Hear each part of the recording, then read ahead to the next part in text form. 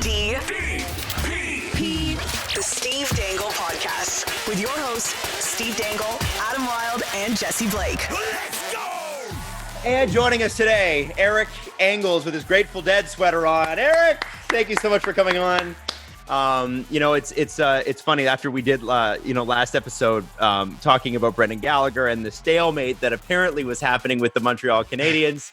And it's funny, I was tweeting about how I thought it was really strange that they'd given all this money to guys that had never played for the team, but somehow they were going to grind Brendan Gallagher on a couple $100,000. And of course, like a minute later, Eric, the news breaks, $6.5 million. He's going to be there a long, long time. Can you tell us about what was there actually a stalemate, or was it just something like, the agent was throwing stuff out there, and like what happened here? The agent referred to it as a miscommunication, and Marc Bergevin later said that it would be more accurate to describe it as a miscommunication. And in the 24 hours in between, I wrote something quick for Sportsnet, just basically saying, there's no reason, or actually I should say he signed. And then I wrote something because we were speaking to Gallagher the day after he signed, which annoyed me, but I would have preferred to have had his and Bergevin's words attached to it before I started writing about it. But sometimes you don't always get what you want. And I had kind of suggested in my piece that, for a player that wanted to be here long-term and for a team that wanted to keep him here long-term, and for two parties that are somewhat in love with each other, let's just put it in that kind of phrasing, there was no reason for there to be this lingering idea in the air, especially in the public, that there was any resentment between both parties, because I felt that there was probably going to be a common middle ground for them to find here. They seemed to find it a lot quicker, and Marc Bergevin later explained that it had nothing to do with public perception. And I took that to mean that, and especially with the way Marc Bergevin got emotional talking about Brendan Gallagher and how much he means to his team, I think he wanted to clear up Brendan Gallagher's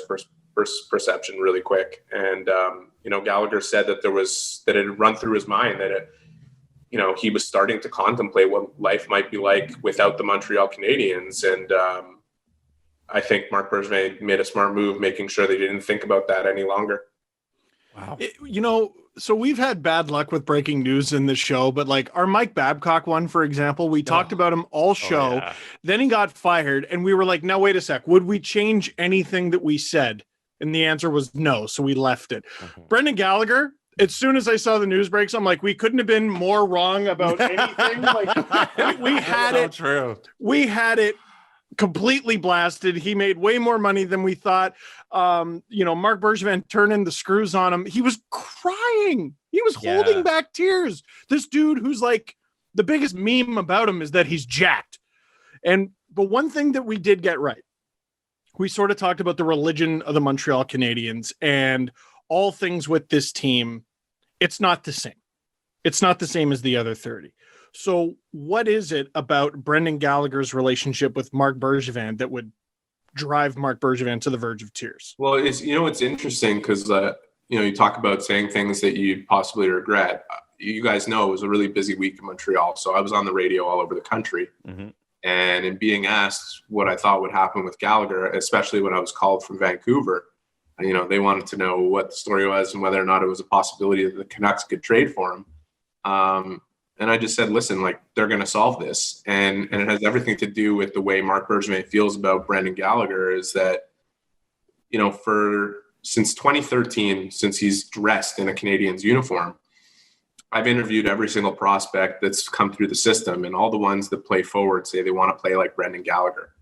That is it tells you how deep he runs in the culture of the team. And it tells you that everybody who wants to emulate him, there's a value to that could mitigate somewhat some of the market dynamics that were, in the situation because of COVID. He got a deal that he deserved. I don't know what it's going to look like in year 5 or 6, and I don't think the Canadiens really care. When you have players like that, you don't let them contemplate leaving your team, and you don't let them walk away for nothing. And, the Canadiens did a smart move locking him up. Like I said, he deserved it. And, his whole life, he's been everybody said he's never going to make it. And once he gets there, he's never going to last with the way he plays. Like, he brought it up himself, and I've had conversations with him about it. I mean, the longest periods of time that he's missed in his career is because he blocked a Johnny Boychuk slap shot and broke fingers, and then he blocked a Shea Weber slap shot and broke fingers. So it's not like he suffered all these terrible injuries and like everybody predicted he would when he first came into the league 8 years ago. So this is a guy that, you know what you're paying for. They knew what they were paying for when they gave him his first 6-year contract, and everybody else around him was getting bridge deals. They just said, you know what you get with Brendan Gallagher. So I think that's why Marc Bergevin was emotional. He said, one of the things I liked that he said was there's high maintenance players, there's mid maintenance players, there's low maintenance players, but Brendan Gallagher's a no maintenance player. And it's true. This guy never asks anybody to do anything he wouldn't do himself, and he never asked for anything outside of just being paid to do his job. And now he's going to get paid for another 6 years, and he's under contract for one more on what I would consider to be possibly the best value deal in the NHL. What for anybody that's not in Montreal and doesn't follow the Canadiens as closely as you do, Eric, when you talk about what Brendan Gallagher brings off the ice, and that's a big thing in Montreal, right? Montreal is very, very invested personally in this hockey team. I mean, obviously you've got Instagram accounts dedicated to just following the players around. Like, people don't understand the intensity of being a Montreal Canadian. We talk about Toronto all the time. I don't think anywhere compares to Montreal, to be honest. No. And so, he seems to have, there's lots of players that go to Montreal, there's a love-in, and then they sort of get revealed, where Brendan Gallagher has been revealed as just a great guy all the way around. What does he bring in the dressing room? What does he bring to the community? And why does this city love him so much? Well, what's funny, like, to get to the dressing room part, which is actually pretty hysterical, is that, like, I remember when Shea Weber was named captain, and the lead up to that decision, Gallagher was obviously one of the names floating around. So did a lot of time asking certain players in the room about Gallagher. And when the captaincy came up, like, there was some guys really laughing about it, saying, yeah, he's too much of a kid for that. He's and he's like a competitive little kid. I can't even explain this guy's personality. Like, athletes like to say they hate to lose. I mean, this guy will rig the game any way possible to win. Like, he will not, he will be so bitter about losing a game of ping pong that, like, and that is where, like, the culture becomes pervasive. But yeah, I mean, the fans, why would the fans love this guy? Because he's willing to run through a brick wall to win for the team. And, like, you look at any player that's ever played in this market or the one that you guys are in, and anybody who's willing to block a shot with his face has a spot on the fans team. That's for sure. Like, Legends Row. Yeah. I mean, this guy, like Brendan Gallagher, there's nothing more to it than what meets the eye. You know exactly what he is. And he's never gone. He's been remarkably consistent too. Like, I was looking back the first time they signed him to a 6-year deal, because that was a big thing at the time. Like, everybody was getting a bridge contract. Alex Galchenyuk was scoring at a more impressive rate, got a bridge contract. This was, in the 3rd year of the entry level deal. And it was at a time where Taylor Hall and Ryan Nugent-Hopkins and Jordan Eberle broke the bank, and everyone could see 2 years later that, like, that was a mistake. Like, everyone else was bridging everybody, but because those guys had stars, they handed the keys over to the team, and there was no veterans around to insulate them, and it turned into a disaster down the line. But it was foreseeable. It was like a gradual, slow build that the minute those contracts were handed out, you were saying to yourself, like, I know they're great players and they're going to put up their points, but there's a lot more to being a reliable quality player in this league at that age, and be willing to go 6-7 years down the line with them and know what they're going to bring, and know that a winning team can be built around them. It's like they gave them the keys, they gave them the big contracts, and just said, go ahead, run. And it didn't work. And Gallagher was 2 years after the first 2 of those deals got signed, and he was the first guy really to get another 6-year deal. And I remember asking Marc Bergevin, like, why no pause on this? And he just said, because there's no surprises with this player. There's never going to be a surprise. I know exactly what he is. And I kind of led him there anyways, because I knew that was going to be the answer. Like I said, there's not much that's behind the scenes. You can see it. It's plain for everybody to see. Gallagher's a fun-loving guy. He's a guy that all his teammates love. They love to rip on him. They love to hang out with them. They love to play sports with him in games or whatever it is. And they love to have him on their team because he's willing to do anything. He came to my bachelor party. Oh, that's right. I forgot about that. We were actually at the same. No, we went to a 10-1 Canadiens win in that really awful year they had in, I think, 17. And but they beat Detroit, just beat the brakes off them. And it was so much fun. And then we went to a club, and of course, Gally's in the corner and just minding his own business, not doing anything, guys. But remember that? I was like, Brendan Gallagher was at my bachelor party. It's like, oh, that's Brendan. Yeah, that's definitely Brendan Gallagher. Yeah. And there were a couple of Canadiens fans there trying to harass him. I think a couple of us, including myself, started yelling at the fans to leave him alone. And a couple. So what's that, Eric? What kind of club? It was a high-end burlesque club, actually. It was sort of like they had dancers hanging from the ceiling. It was amazing. It was one of the most amazing things I've ever seen, like acrobats, literally. So yeah, cool night. I don't remember what it was called, but it was a beautiful place, gorgeous, and we had a really great time. We did. I looked at the bill the next morning. I was like, "Oh God, that was a mistake."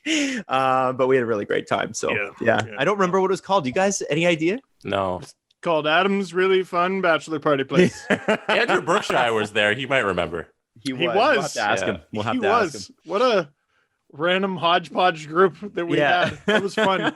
We're wearing Jerkshire jerseys and Leaf jerseys just to be arseholes. Yeah.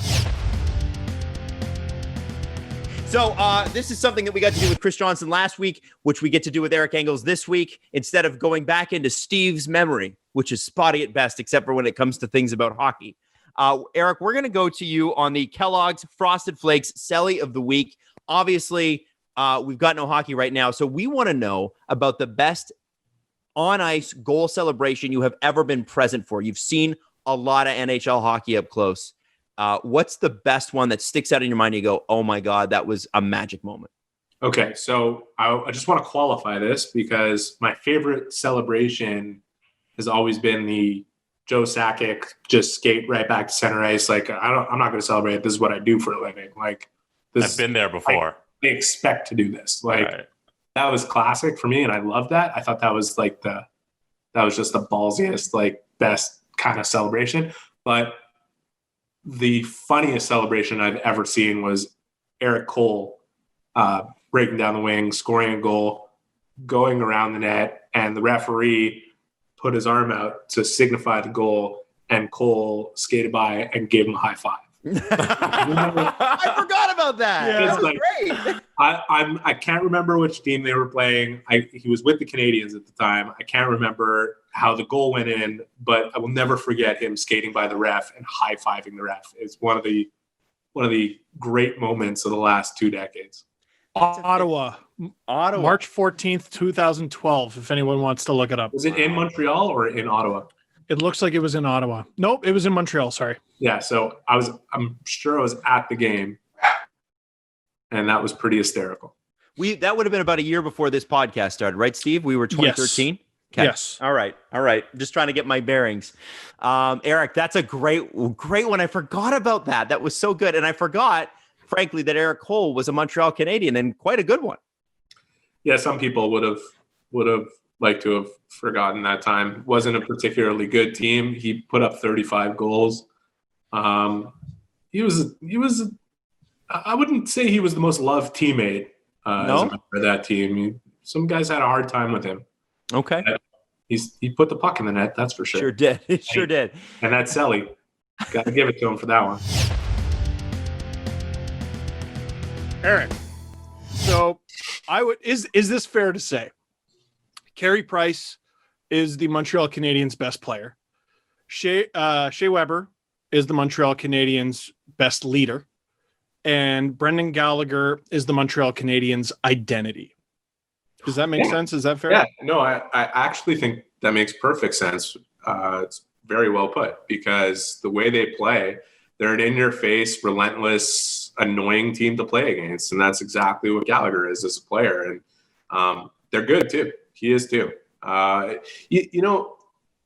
it's funny. Like, you asked me about culture and how important it is and this and that. And it's a big factor why Gallagher got the deal that he got. And you mentioned those guys like Carey Price, Shea Weber, Brendan Gallagher. That's a very good foundation to build your culture around. It's pretty healthy. And it makes me think about what happened in Toronto over the last couple weeks, because last time I remember we spoke, I was saying that it's time to get Matthews and Nylander and Marner and Riley into a room and say, like, if you guys aren't leading in every single way, not just on the ice, then this team isn't going to go where it needs to go. And now it seems to me that they brought these guys in specifically to help show them really how much it takes. And it's not enough to just have John Tavares, that Joe Thornton's there now. And Spezza obviously was a good guy to have around. Mm-hmm. But Simmonds is another that, he's going to bring people into the fight. And that's, I don't know how those moves are being reacted to in Toronto right now. I think they're a weaker team in terms of where they'd be in the regular season. I think it could cost them a win or two. And that's dangerous, because if it ends up being an all-Canadian division, I don't see much separation between the teams outside of Ottawa. But at the same time, I think they have enough on the top end to make the playoffs. And once they do, I think they're a team that's better suited to play playoff hockey with the guys they brought in. And we'll see how it all shakes out. I know people are making jokes about how the fourth line will be able to get up and down the ice, but if they bring in the room what essentially has been missing there, and like, let's face it, it was clearly missing in the bubble, that could go a long way. Yeah, it's funny. In watching the Joe Thornton press conference today, and just getting a sense of, like, we all sort of knew his personality, but just in his sense of how this will fit. And, and I think Wayne Simmonds did like 8 or 9 interviews the second his signing was announced. And what he brings, there's an intensity that Wayne Simmonds brings. There seems to be a levity that Joe Thornton brings that this team was sort of missing. They didn't seem like they were having a lot of fun. And we will get back to the Canadiens in a second, but the last year and a half, the last season and a half, I guess, the Leafs just, they looked like they were having fun when Marner was a rookie, when Matthews was a rookie, Nylander was a rookie. It's like, okay, these guys seem like they're enjoying themselves. There hasn't been a lot of joy on the ice, it doesn't seem. And, there could be a myriad of reasons for that: contracts, coaches, whatever else that goes into that, pressure of playing in Toronto. But it seems like a guy like Joe Thornton is able to kind of keep it pretty level-headed no matter what's going on. I mean, he's been there. He's lost in the Stanley Cup Finals. He's won gold medals. Eric, you've had the chance to talk to him, I'm sure, but before. And what's your sense of, obviously, Joe's playing days? This could be his last season, but what does he bring off the ice specifically that you think, man, that could be good for the Leafs? Well, I think you kind of nailed it. He's a lighthearted guy. He's a funny guy. But he's a serious competitor too. And I think, he was counted out over the last couple of years. I understand he was minus 19 on a pretty crappy San Jose team. Like, let's face it, wasn't obviously at the heart of what they were doing. A lot of young players to integrate, and he was playing down the lineup. And I would say he's 41 years old. Joe Thornton's career to me has been remarkable. I mean, people really were giving up on him in Boston. He went to San Jose and became a Hall of Famer every year moving forward after that. And I think, he is the classic example that I turn to when something's not going great with a draft pick, or that player is being, short shifted. Like, I think of Jesperi Kotkaniemi actually in Montreal. And, there was a point last year where people were wanting to kill Claude Julien for not playing Kotkaniemi enough, and he's playing 10 minutes and he's a healthy scratch, and it's a disaster. And like, Joe Thornton was a top pick who played, I think in his rookie season, he played 5 minutes a game in more than 80% of the games. Like, I think he had 7 points in 54 games. Yeah, there you go. He didn't score. He didn't play. There might have been 6 games the entire season that he played more than 6 minutes. Like, and he turned out okay. To me, it's the same thing with Ryan Poehling. Like, Ryan Poehling wasn't getting into the playoff roster for the Canadiens, and I saw his name trending on Twitter in Quebec every game. And it's like, it's okay. Like, he's 21 years old and he has barely gotten his feet wet in the NHL, and it takes time, and he's going to develop, and he's going to be fine. So I just think Joe Thornton is always a great, not a caution, whatever the opposite of a cautionary tale is, and he's what he's done since, right? Like he's just been an incredible player throughout his entire career. It's unfortunate he never won with San Jose. They certainly had a good enough team to do it. And I think anybody that would point the finger at him and say, "Oh, he's the reason they didn't," is not, no, of course not. Attention. Like in Boston, he had some really disappointing playoff runs. In particular, the one that got him traded out of Boston was against this guy behind me. And Saku Koivu played with the same exact injury as Thornton in that series. And the Canadiens won in 7 games, and Koivu led the Canadiens in scoring. He had torn cartilage in his ribs. And Joe Thornton had 1 point in the whole series and was playing with torn cartilage in his ribs. And so I think that just really put a terrible taste in the Bruins' mouth, to the point where they made arguably a top 5 worst trade in hockey history. So I think the Leafs will be happy to have him. And at $700,000, they're not risking anything to bring him in. You stole the question right out of my mouth. I was going to ask, when did you start covering the Canadiens? I started covering the Canadiens in 2007. 2000. So it would have been after Thornton's famous, I think it was Goose Eggs, actually, series against the Montreal Canadiens in 2004. Is there anything else in particular you remember from that? Because I just remember Joe getting carved. Well, I remember how good Koivu was in that series. And I remember, I think that, I don't know if it was that year. I'm pretty sure it was that year that Kovalev and Surrey bumped into each other and the Canadiens went down. Kovalev got slashed and he stopped playing on the sequence. He's wringing out his hands. Surrey bumps into him and Glenn Murray steals the puck, goes down the ice and scores on a breakaway. The Canadiens were down in that series. They came back and won it. And those are the things that pop out to me. Brian Rolston, Glenn Murray, Joe Thornton. Bruins had a good team. They had a really good team, but they were outdone. And you talk about like playoff, like Saku Koivu to me was one of the greatest players I've ever watched play in the playoffs. I mean, he took his game up an entire level when it came to the playoffs. And I'll never forget when he came back from cancer, the year he came back from cancer, it was with a couple games left in the season. They clinched the playoffs and they were the last seed in. And, we were watching him. He was doing these plyometric workouts in the middle of in between chemo sessions. And he was emaciated and he looked just sick. And, he was not given a very good diagnosis, non-Hodgkin's lymphoma, and told that, chances you'll ever play hockey again are minimal and chances you'll live are, about 50-50. And he said, I'm going to play hockey again. I'm going to play hockey again this year. And he managed to do it. And the fact that he led the Canadiens in scoring in the playoffs that year it's one of the most legendary things I've ever seen in the sport. Incredible. People forget that, I think. I remember that happening, but I definitely think that's overlooked, sadly. Not a story that comes up much. You don't see it in the top 10s or top 5s or whatever that make any list, whether it's the end of a sports highlights thing or down goes Brown, or they remember the ovation. They remember the ovation when he came back, which was obviously a very moving moment. It's one of the top moments in hockey history. Is his first game back and a 10-minute ovation that kind of almost surpassed what they had for Rocket Richard when he passed away.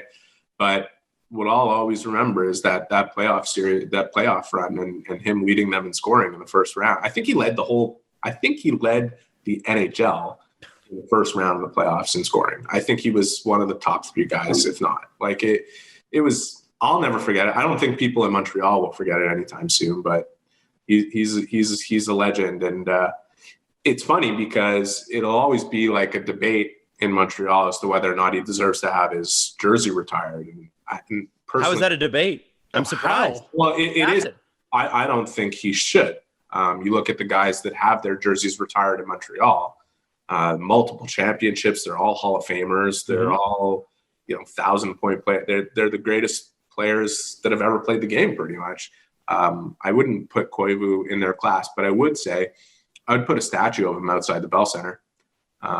Just not only because of who he was to the Montreal Canadiens and how beloved he was, and the fact that he was the the longest serving captain in history, tied with Jean Beliveau.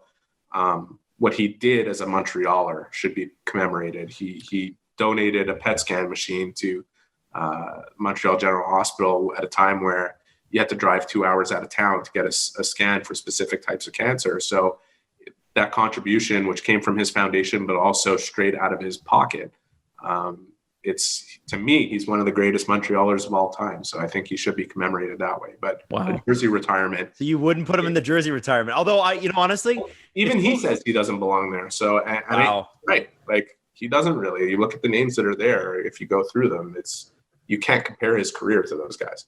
I like that mentality because it illustrates that championships are everything for these guys on the ice, and it should be off the ice, and that should be expectation from management and owners and players and fans. If you win, then you get honored, and it's not just, hey, you played really well and you're a big part of the team. It's, hey, did you win? I'm so with you, Jesse, and also like people have said the same thing about Andrei Markov, and I understand Andrei Markov had a great career, but like there's no chance that he should have his jersey retired, like not even close. And as far as being a Montrealer is concerned, he's not in the same league as Saku Koivu. So yeah, and I will say this, it's just like Joe Thornton. It's not Saku Koivu's fault that the Canadiens didn't win while he was here. If it wasn't for him, they would have had virtually no success. Mm-hmm. He did some great things with some really not so good teams. And I was rooting for him when he went to Anaheim. That's for sure. I thought he had a much better chance to win there. And it was really sad to see him go. I feel for San Jose fans actually, with Joe Thornton out the door because, he never won there, but he did everything short of winning the big one for them. And it wasn't his fault that they didn't. 15 amazing years there, really. I mean, they were perennial playoff team, perennial like second, third round team, right? And it's not easy to do that in the salary cap era, but they managed it with that core that they had. And there were players like players that rolled through town in San Jose. And I always found this interesting, Eric, when you hear Jeremy Roenick talk about remember that book he put out, and he talked about how he had to haul Patrick Marleau aside and say, you need to whatever. And he said whatever he said, he didn't have heart or something like that. I don't know what it was, but it's funny, Jeremy Roenick's a guy that was in town for like a year there. Those guys were all there for, 8, 10, 12 years. They were there a long, long time. And the guys that are still there, Brent Burns and, Logan Couture and, Joel Pavelski until last season. It seems like they did have plenty of heart and soul, just a little bit of bad luck. And hopefully some of that rubs off on the Leafs. Yeah, I mean, if that's not why you're bringing Joe Thornton here, I don't think you're going to get a reincarnation of the guy that was 101 points. Yeah, that had 90 assists. Like 125. That's not who he is. But you put him with some pretty good players in Toronto, and I think he could do some good things. And if you suffer an injury down the middle to one of your top two guys, he can certainly moonlight in the position. I look at Simmonds. I mean, that guy is going to shake up that room. That, for me, I loved his comments to the media. He made some good quotes, obviously, talking about how tough of a player he is, functional toughness or whatever he said. But, or he said he could, what did he say? He was going to punch your head off. Yeah. You got to like that. There hasn't been enough players like that in Toronto in recent time. But I think Wayne Simmonds is a real one. Like, I spent 40 minutes sitting down talking with him in New Jersey in February before the world turned to shit. Am I allowed to say that? Yeah, of course you should have said it louder. Literally right before the world turned into shit. But I had a really interesting conversation with Wayne, and I he's hardcore. He believes in himself. I thought he got a really rough deal in Philly. You look at what you talk about Brendan Gallagher right off the top and the kind of heart and soul player that he is and deserving to get paid and play in Montreal and potentially have the opportunity to retire as a Montreal Canadien. Like, go through the list of injuries that Simmonds went through in Philadelphia and played through, and the type of things he was willing to do for that franchise, and the fact that, he was a critical player in their market, a player that there were times where they had the opportunity to trade him where his value was tremendously high. But he had a major footprint in that franchise, and not just because of what he was doing on the ice. What he was doing in the community was just as vital. And, he was reaching a specific segment, the black segment of the population, and bringing them into hockey in Philadelphia, in a place where sports like baseball and basketball and football were much more dominant. Simmonds was a big bridge for them, and they loved him, and I think when Ed Snyder died, I think if Ed Snyder was still around, he would have said, if we have to pay one more year, $5 million for Wayne Simmonds, we're going to keep him here. We're not going to let him go to New Jersey or wherever it ends up being. I talked with him about that, and I think he was really hurt to be treated that way, and understands it's a business, and understands that he was declining, and that he wasn't going to be the guy that scored 30 goals and put up 30 assists and fought everybody. But, culture matters. Like it's a huge part of everything. And it's a huge, I look at the culture that's in Montreal, and they may not have the talent of some of the other teams, or that maybe they didn't before they made 4 key offseason additions, but there's a reason why they went into the bubble and shocked everybody and beat Pittsburgh quickly. And there's a reason why they should have beaten Philadelphia, but fell a little bit short because the talent wasn't quite there, what it needs to be, but they outplayed them in virtually every game. So I think they look at themselves as a team that if they get into the playoffs again, they're going to do some serious damage with the components they just added. Well, I think rightfully so. So there's a couple other things that we haven't really talked about with you, Eric, specifically Jake Allen's extension, which seems like a pretty reasonable number for an established backup like Jake. Any idea, though, why Marc Bergevin felt the need to do this now rather than at the end of the season, see how Jake Allen even works in Montreal? Or is it, hey, this is also expansion fodder. You got to expose one goalie. Like what's the rationale behind that signing? Yeah, I think, you know what, Adam, my first reaction to that signing was, well, what was the urgency in that? I don't understand. He hasn't even played a game for the organization. Why would you rush out and give him another 2 years at $2.87 million, whatever it is, as the cap hit? And then started to think about it. I took a look at the goaltending market next summer, and it's, the backup goaltending market is kind of a barren wasteland. And then I took a look at, I think the reason why it was signed when it was is because Marc Bergevin had a number that he was comfortable with. He basically said it's not too much. It's definitely not too little, but the quality of goaltender that Jake is, to wrap him up for 3 more years, to give Caden Primo more time to develop in the organization, to give Carey Price the adequate rest, and have a guy who can actually start games. He's going to be 33 when the contract expires. So he, if for whatever reason Price gets hurt, he's actually a legitimate starting candidate. He's had a job as a starter for every year up until this last one, where he put up his best numbers as a backup. He played 24 games and get a .928 save percentage.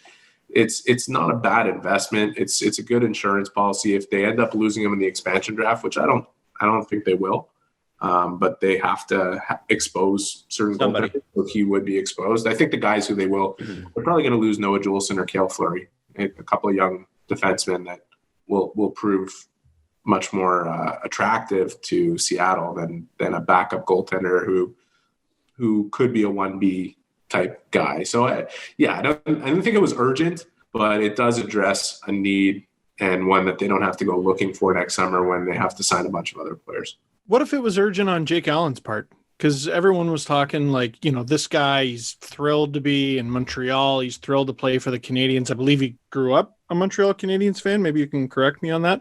Maybe he's just screw it. This is where I want to be. Here's a good number. I don't think so. I think it's business. I think it's, he saw an opportunity. Anton Hudobin, right, is 34? He's 34. He just signed a 3-year deal in Dallas. He saw what his importance was to the organization. He brought them to the Stanley Cup final in Ben Bishop's absence. And we know who Ben Bishop is, right? He's kind of a perennial Vezina candidate over the last couple of years and potentially moving forward. And we know what the schedule is going to be. It's going to be extremely condensed, at least this coming season, and probably for another one as they play catch up on a regular schedule. And Carey Price is 33.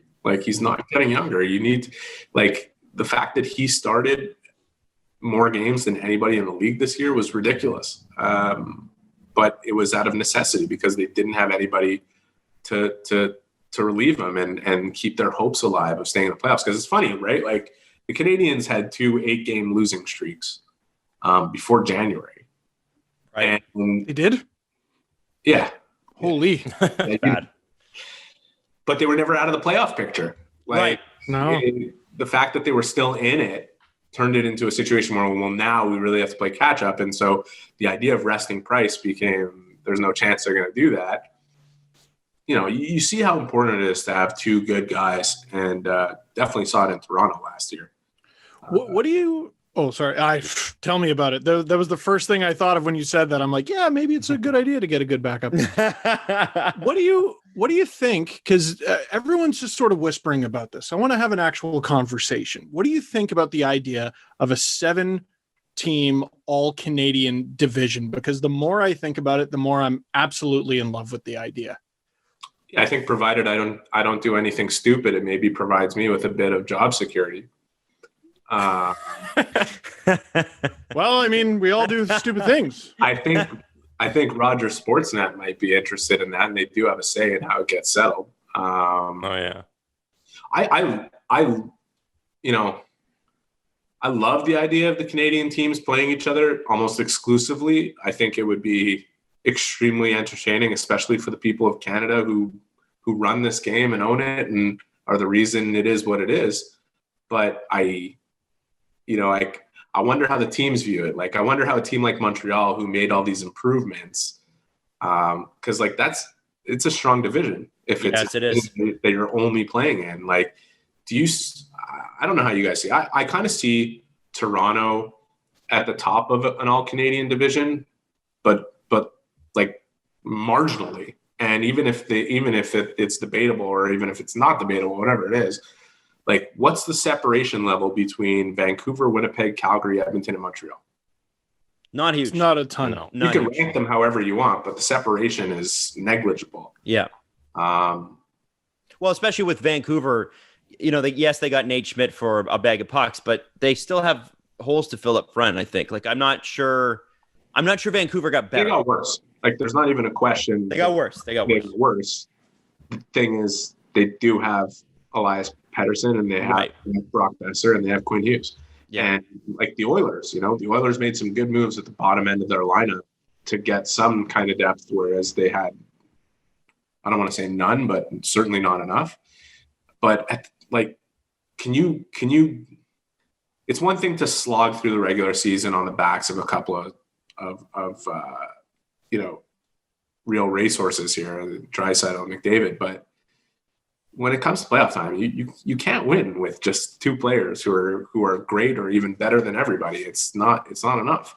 So I don't know. I think Montreal, first of all, to answer your question, Steve, I love the idea of it, but I think like some of the teams, like maybe a team like Montreal, who made all these additions and is under so much pressure to make the playoffs, might look at it and say, wow, like, we've got to play against 5 other teams that are just as good as we are. Or if they're a little worse or a little better, it's still going to be a slot. Like, it's still going to be extremely difficult. So I don't know. It's going to be difficult either way, no matter who's playing who. And we don't have any choices in this thing. This is where we're at, right? Part of me wonders if this all Canadian division happens. Obviously, there's going to be some inter-division games. So at some point, they're going to have to cross the border and go into quarantine or whatever. But I'm curious about how they would do the points on this one, because I feel like if they have these divisions and they're just playing each other, what's to stop them from seeding the conferences without a division? Do you know what I'm saying? So if instead of having, I have no idea what you're saying. Sorry, so seed by conference instead of division. Is Jesse drinking? So it's just water. So if you have, you're the Leafs Canadiens Atlantic Division, right? If you're in the top spot in the Atlantic Division, you automatically get in no matter how shitty your division is. And if the top 3 seeds in both divisions will get in, and then there's a couple of wild card. I wondered if it wouldn't be a good idea to, okay, sure, we're playing the majority of our games within our divisional bubble or whatever it works out to be. But wouldn't you just want then to seed the Eastern and Western conferences as how the teams do rather than how they do within their division? We throw the division concept out the window a little bit here and just put the best teams in. No, eh? No.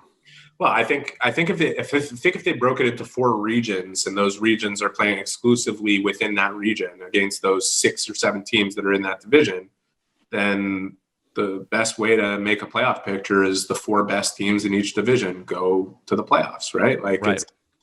I don't know. It's hard to wrap your head around any of this stuff, right? Like, it's such foreign concepts, and like everybody asks me everywhere I go, well, what's the NHL going to do, and when are they going to start, and how are they going to do it? And it's like, the NHL doesn't know. The NHL shouldn't know right now. What they should be doing is making 2 or 3 really sound plans and going with whichever one they're allowed to when the time comes. Because the fact is, the most important developments are going to happen, A, medically, and B, on a political side of things. It's not so much what they want. It's they have to go with the reality that best suits the one they're allowed to go ahead with, right? So I don't know what's going to happen. I'm as curious as anybody. I do believe hockey will start in January. I hope it's by the 1st, and I hope training camps are going by December. And maybe they'll be shorter, Eric, because I know how much you love month-long training camps. Your favorite thing. I'll take whatever I could get, to be honest. Yeah, at this point, with not having 8 preseason games, I think that is a total waste. But I don't know what the owners are okay with, right? I don't know. They have to get really creative about how they're going to generate revenue this year, because whether or not they start in January, they're not starting with full buildings, no matter what it's politically or medically. So it's, I thought I saw a press release. I didn't really read through it quickly, but I saw Verizon was teaming up with maybe the NFL to do some sort of interesting. I probably shouldn't have brought it up since I didn't read it. No, but that could be the name of the show. Welcome. That's our brand. There are some interactive plans to customize the viewing experience for the fan at home, and to kind of bring them into the arena. I don't really know how they're going to execute it, but they have to get creative. This is a time for the NHL to really look at itself and say, we haven't done a good enough marketing job over the last 2 decades, but now is the time where we have to invest in all that stuff more than ever before. From a competitive standpoint, I was tweeting about the Canadian division and how I love the idea, and people are like, well, doesn't that limit how far certain amounts of Canadian teams can go? And I'm like, we're well past that. The Vancouver Canucks made it the farthest this past year, and it was the second round in a 7-game series where they were outplayed probably 5 of the 7 games. We're well past that. So from a competitive standpoint, I want to see, like, clear cut, this is the best Canadian team, bragging rights, and then you go on and try to win a Stanley Cup. Yeah, and you know what? You're dipping right into the marketing element that the NHL should be exploiting, but also, like, everything is too bad, so sad now, right? Like, too bad. Like, we're going to take what we can get, and we're going to do what we can do. I right now, without any knowledge and without speaking to anybody in the National Hockey League about this, I do believe that the best plan forward, at least to start, is the Canadian team staying in Canada and playing each other and not going to the United States and not having the U.S. travel to here. It doesn't make sense to me. So I don't know where it's going to go, but that seems like the most logical option as of this day. God, and it would make things so much fun competitively. Like, if you hate, if there's a hate on between the Canucks and Leafs, like there was a couple of years ago, and it's like, well, we're not going to see them again for another 6 months, right? Now we'll see them every 6 or 7 games. It's built in. Oh, that would be fun. And like, all Canadian markets hate each other. It's built in. Well, and imagine what McDavid and Draisaitl doing a Canadian tour would not be something that people would mind too much, I don't think. And if for whatever reason there are just a few fans allowed into the buildings, say the buildings are a quarter capacity or whatever it is, people might pay the premium prices for those tickets to watch those 2 guys, or to watch Quinn Hughes and Elias Pettersson roll through town, or there's a few guys on the Maple Leafs that didn't be superstar quality. No, they suck. They're terrible. And if you're looking to inflate the TV ratings, it's not a bad idea at all, because every year in the playoffs, we see the drop off when the Canadian teams are eliminated, and we see the Stanley Cup numbers always like pale in comparison to just Leafs numbers. So like I said, I might keep my job. Exactly. Us too, man. Jesse, this is no disrespect to any Lightning fans watching this, but the ratings that came out for the Stanley Cup final, I wonder how many Canadians walking the street right now, if you did a socially distanced interview, would actually know who the reigning Stanley Cup champions are. I'm not sure it's more than 50%.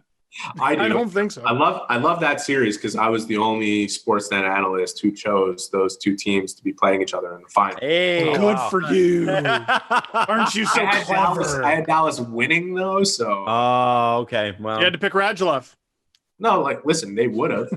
They would have won, but they lost their best checking center and their best checking wing. Those are strong words, but you know what, man? Dallas was messed up. For as messed up as Tampa was, Dallas was missing some very integral parts. I picked for a reason, by the way. I picked because they're built to win in the playoffs. They have 10 forwards that are over 6'2" and over 220 pounds, and they all skate like the wind. So it wasn't that, it was funny. Like, I know Colorado and Vegas were sexy picks in the West for sure.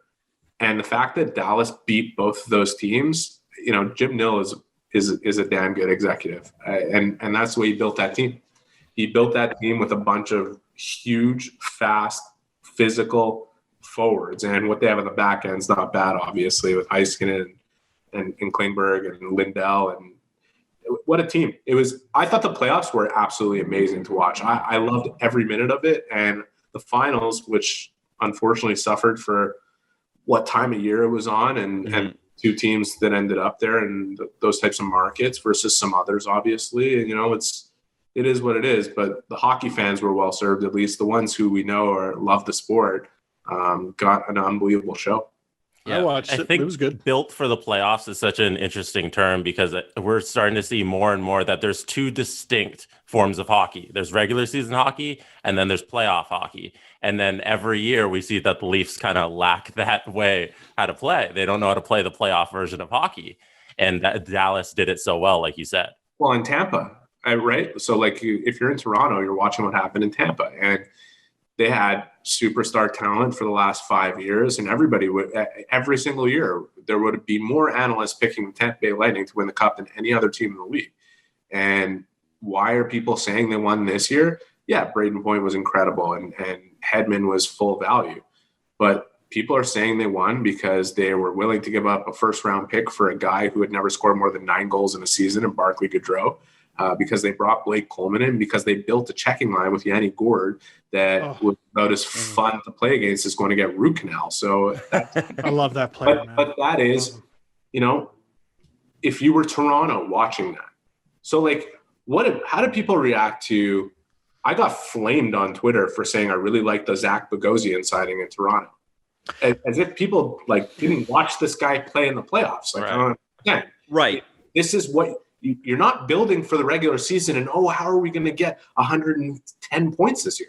You need to actually win in the playoffs, and you do not win without having guys who, A, if they're defensemen, like to play defense, and B, are nasty. They're physical and nasty and not fun. By the way, speaking of that, I don't know if you guys have looked closely at the Montreal blue line. It's kind of going to be fun to play against. Well, so I want to bring up Toffoli and Edmundson actually at some point with you, Eric, that we have you. But quickly on Bogosian, he played minutes with Victor Hedman. Like, this is a guy that can play up and down. And what I like about the Bogosian signing is, our impression of Zach Bogosian is what we saw in Buffalo. And that's not a fair, I think, if our impression of Ryan O'Reilly is what we saw in Buffalo, then it's not fair. Do you know what I mean? Everyone that's gone through there. I'm saying I don't care if the guy gets scratched for 50 of 82 games. As long as he's there in the playoffs and he's physically healthy, he's going to be a guy that people don't want to play against. Right. Because that style of game is not fun. How many guys on the Leafs blue line play that style of game? One. His name's Jake Muzzin, and he's undervalued by the fan base. So, you need guys. New Jersey this year, they didn't have one guy on their blue line who plays defense. The only guy was Andy Green, and they traded him to the New York Islanders. Like, everybody else wants to go and play offense. Like, you cannot win without guys who play D and real D. And that's why Kyle, took such umbrage at people ripping on Cody Ceci nonstop. And I'm not suggesting that Cody Ceci is a good defensive defenseman. It's just he's not. He's not. Saying he is. I'm not saying he is. I'm just saying, like, those style of players are one of the things that this team was missing, and good for them for actually recognizing it and making a move, like signing Bogosian for nothing, for $1 million. I shouldn't say nothing. I wish I had $1 million, but but those are the moves. Like, whether it's him and Simmonds and Thornton, I don't think any of those three guys make them that much of a better hockey team in terms of collecting points in the standings. And you lost Johnston and you lost Kapanen, and you're not getting offensively better with Simmonds and Thornton. But that's not what it's about. No, it's about building score enough goals that can win in the playoffs, and they haven't had one. Yeah, and they're a team that does score enough goals, Eric. I mean, they do score enough that we don't. It's not at a certain point. It becomes a bit self-defeating. Guys, I keep going back to that 8-6 Carolina game, and I know the fans loved it. I know they were like, "Wow, look at Marner just score that goal," and they just scored 3 goals in 30 seconds. They should have lost that game 15-2. They played so bad. It was a joke. I was texting Colby Armstrong to say, you should destroy them right now on the air for how they're playing. It's a joke. Like, and I watched the one game that stuck out to me more than any other game this year, the Leafs games that I watched. There's lots to pick from. Was the one in was it San Jose or LA? They were on the West Coast. I know they lost all 3 of those games. Yes, they did. They had a game where they played. It was either San Jose or Anaheim, whichever. I think it was Anaheim. And Jack Campbell was in the second period. He stopped maybe like 15 odd man rushes, and they lost the game in overtime or whatever it was. He was great on that trip, and they gave him nothing. I think they gave him Anaheim and San Jose, and for some reason didn't let him play his former team without whatever it was one of those 2 games, and he was ridiculous in the game, and they lost in overtime, and he came out after and took the blame for the loss. And it was just like, if this guy was not playing the way he did, they would have lost like 10 goals. Like, it was a joke. And if you don't have any commitment to defense, I'm sorry, you cannot outscore I don't need to explain it to you guys. You guys watch. No kidding. Yeah. We're gonna bring Chris Johnston on. This is a first. We haven't had Eric and Chris on at the same time, so we're gonna bring Chris on to the show, who is celebrating his birthday right now. Chris Johnston. Hey. That's a great picture, Chris. What a pick. Can you hear us, Chris? Oh, there he is. There he is. He's in. What's going on, boys? He's in someone's backyard right now. Happy birthday, Chris. What are you doing to celebrate? I'm watching the NFL in my buddy's backyard from a safe social distance. So, that sounds great. He's got the projector? Does he have yeah. No, he's got like a TV set up. He's got some outdoor heating, and he's even got a tent, which we haven't set up because it's not raining yet. So beautiful. Oh. Beautiful. Those space heaters. It's Pierre LeBrun. I guess I can say that. I mean, you're at LeBrun's house. Yeah, I'm at Pierre's house in the backyard. So. 2 Cowboys fans. You got to get him to put on the goalie equipment and get into that net, or take a couple shots. I was playing some basketball with Pierre's son Mark earlier. So. Oh, beautiful. That's a nice backyard he's got going on there. Hockey. It looks like a full hockey rink. Yeah, downtown Toronto. This is like a primo backyard. I mean, he's earned it. Nice backyard and all, but any fun recent signings to talk about there, Chris?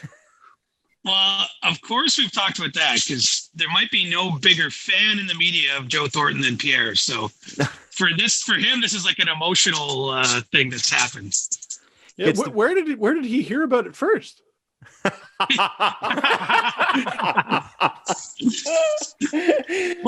I think Pierre is a big listener to the Steve Dangle podcast, so he was listening last Monday and got up to date. I'm going to go on a limb and say he probably does not have time for our nonsense. What?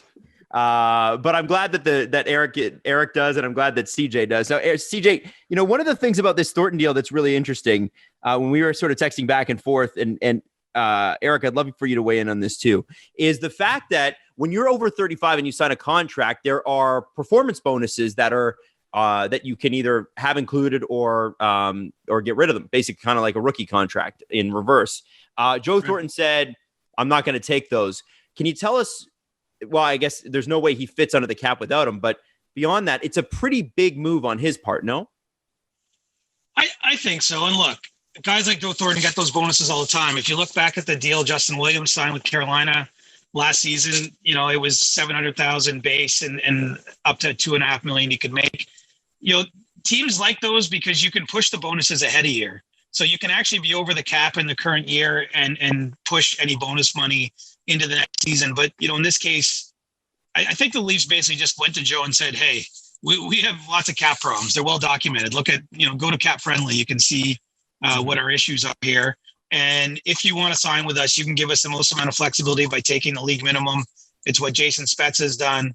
And, look, I don't want to speak for Joe's financial picture, but I think he's done pretty well in his career. I think he's at 110 million, give or take, on the career earnings. So, the Leafs were able to get him as part of that. I think that was always the deal that was sort of upfront what was discussed. And, it helps Toronto out because even every 100,000 is going to matter for them next season. And I guess what you have here is a guy who wanted to come and play in Toronto. I don't think he considered that many other places. I don't know how many other teams were interested beyond the Leafs in San Jose, but this was either a come home, try to win a cup kind of thing, or stay where you've always been in San Jose, and he chose Toronto.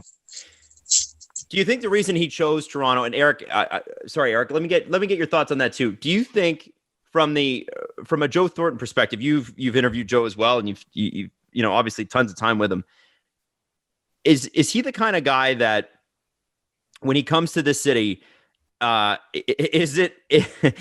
I hate doing this because every time Toronto signs a free agent of note, we tend to turn on them. Like I think back to how excited I was when the Leafs signed Larry Murphy, and how he came in. And I know that Joe Thornton is not in his prime like Larry Murphy was, and then Larry Murphy was bounced out of town and then won a couple cups with Detroit. And then you had I remember when Dimitri Kristich came in and wasn't good. Fans turned on him, moved. Is it weird to bring up the fact that I know Jumbo's Jumbo, but I'm a little freaked out about the expectations that Leaf fans may have about him. And are we at the end of the season going to be, are Leaf fans going to be like they were with Patrick Marleau? Love the player, just not a fit anymore. $700,000. $700,000. I mean, you're getting a player who's a Hall of Fame player, and at the end of the day, if it doesn't work, then you'll say goodbye and you'll walk away amicably, I'm sure. But I think what's interesting, actually, and getting back to something CJ just said, is, here's a guy that if he decided he was leaving San Jose, it's because he believes he can win in Toronto. And if I'm a player that's in that room, having a guy like Joe Thornton actually have that belief that he's willing to leave the lifestyle that going back in time and certainly beyond last trade deadline, I don't think he wanted to leave there. I know that by the time it got to last trade deadline, he did want to leave there and was probably disappointed that he didn't. I think Elliot Friedman reported that. I think it should really mean something to the players in Toronto. And I think they'll do everything they can to make sure and help him in his transition to their team. And I think it's $700,000, guys. It's a no-brainer. He's going to be a good player. And even Leafs fans, even the ones who are least adjusted, will have a reasonable expectation for what the player can actually bring. Is that a shot at Steve? Quit calling Dangle out that way. Come on. This is his podcast. Hey, Chris, do you think... least adjusted. I love that. Yeah, that's a really well put comment. Really well put. Steve in a nutshell. Chris, do you think that the Leafs are... do you think they're actually because Dubas always plays his cards close to the chest, especially when it comes to trades. We rarely hear about them before they're about to happen. He says in the press conference today, he would be surprised if they added in anybody of note or of impact. Do you really think they're done? Are they going to be able to fit Mikheyev and Dermott's contracts underneath I guess they've got $1.4 million, they're saying. How is that going to work? Do they move someone else out? Is Kyle just playing his cards close to the chest? Because I think that surprised a lot of people. I don't think he actually is in this case. I mean, because one thing he also said is that they might carry a 20-man roster. And so if you take this down to 20-man roster, I think even with the Mikheyev sign and Dermott sign for whatever they signed for, and look, I think they're both somewhere in the $1 million range on a short-term deal. I think you can make the numbers work, but what that's going to mean is they're going to have to put players on waivers. They're going to send waiver exempt guys down. It might mean that Nick Robertson isn't part of this roster next year, at least to start or as a full-time member. I mean, there's still some unknowns because we don't totally know what the American Hockey League is going to look like. I don't know if the Ontario Hockey League is going to get up and running as it intends to in January. And so that might affect how you handle someone like Robertson. So, I think he's being truthful in the sense that, that they don't have to trade guys. And certainly they're not in the market now, I don't think, for other players. But this is a weird year. I mean, I'm curious to see how this develops in terms of our teams carrying a taxi squad. Is the AHL just sort of functioning as something like normal where you have normal waiver rules in terms of sending players up and down? But I think the Leafs wanted to get a little bit more depth this year because they feel as though with the compacted season and perhaps some different rules that they might be beneficial to have as many NHL players as they do right now. The Habs are doing that, by the way. They're in the same spot for once, the first time in half a decade. They're standing all the way to the cap and considering going with 19, 20 players on the roster. And I think it's going to be a lot of daily management to be compliant. They have a player in Cale Fleury who's ready to play in the NHL, but likely is going to be in the American Hockey League if they're playing, just because he's waiver exempt. And they're going to risk losing a guy like Noah Juleson, but maybe in a year where teams at the beginning of the year are going to have a very hard time claiming players. I don't know how that's going to go, but I could see that. I guess Toronto and Montreal will probably not be alone in carrying less than a 23-man roster for a lot of the season. Is there a chance, guys, that they enact some sort of taxi squad concept where players are able to, say, practice with the team but wouldn't be considered on the cap? So you can have, say, like, let's say there's no AHL and there's no CHL, which is very possible at this point, right? Those are gate-driven leagues. I don't know how they would plan on making money if you can't get fans into the stands. If Nick Robertson can't play in the CHL or the OHL or wherever, and he can't play in the AHL, do you let him go to Europe, or do you let him, or can you have a guy like him? And I hesitate to say this name, but Martin Marinchin's going to be hanging around. Guys that are depth pieces that would still be able to practice with the teams, get some ice time in, and be called on when needed. But teams would then be able to remain cap compliant. Like, are they going to make any adjustments to that?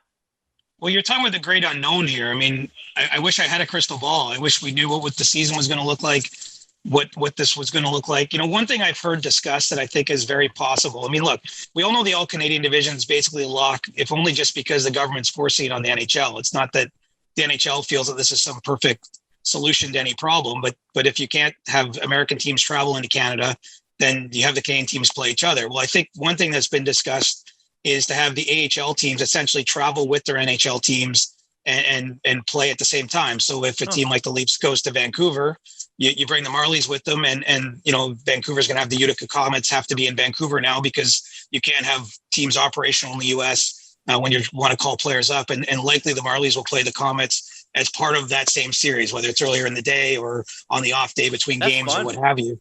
I think that's what's likely going to happen. I just don't know what all those rules will look like, because those are all very important questions, especially for teams like Toronto, Montreal, which are going to operate close to the cap ceiling, which are going to have transactions back and forth with the AHL. I don't know if the reserve team, if the AHL team, the taxi squad, whatever we're going to call this thing, I don't know how that's all going to work. But it's going to be huge for teams like, especially Toronto, Montreal, that are going to be dancing that sort of hula hoop under the cap ceiling. For me, it's such a crazy thing in general, just because you look at different player situations, like a player like Nick Robertson. Like, you need this guy playing games. He's got to be playing. I mean, you just saw Montreal loan Jesperi Kotkaniemi to his hometown team, and I don't know what they're planning on doing with Nick Suzuki, and I don't think it's necessarily the same situation, but the last thing you want is for these guys to be sitting for such an extensive period of time. I think of a guy like Alex Romanov, who came over while the Canadiens were in the bubble, and he got to practice and get exposed to the organization, albeit in Toronto and not in Montreal. But, here's a guy that his season ended in the KHL in March, and he hasn't played a game since, and he's expected to be a really important player for them next season, even if he's starting on the third pair. Bergevin has talked about him as a guy that he sees as a top pairing defenseman down the line. How much does that process get slowed down? And another thing that a buddy of mine brought up is like, if we're looking at the length or the career span of a player, is it possible that not playing games for a long period of time helps create that longevity that hasn't been there in the past? There's just so many of these unknowns, and do they balance each other out? I don't know, but I wish we had more answers, because people keep asking me, and I'm sure they're definitely asking CJ a lot more than me. And we don't know where we're going, and we just hope that when we get there, it's that the games are getting played. We don't have any answers. When might we get some? Oof.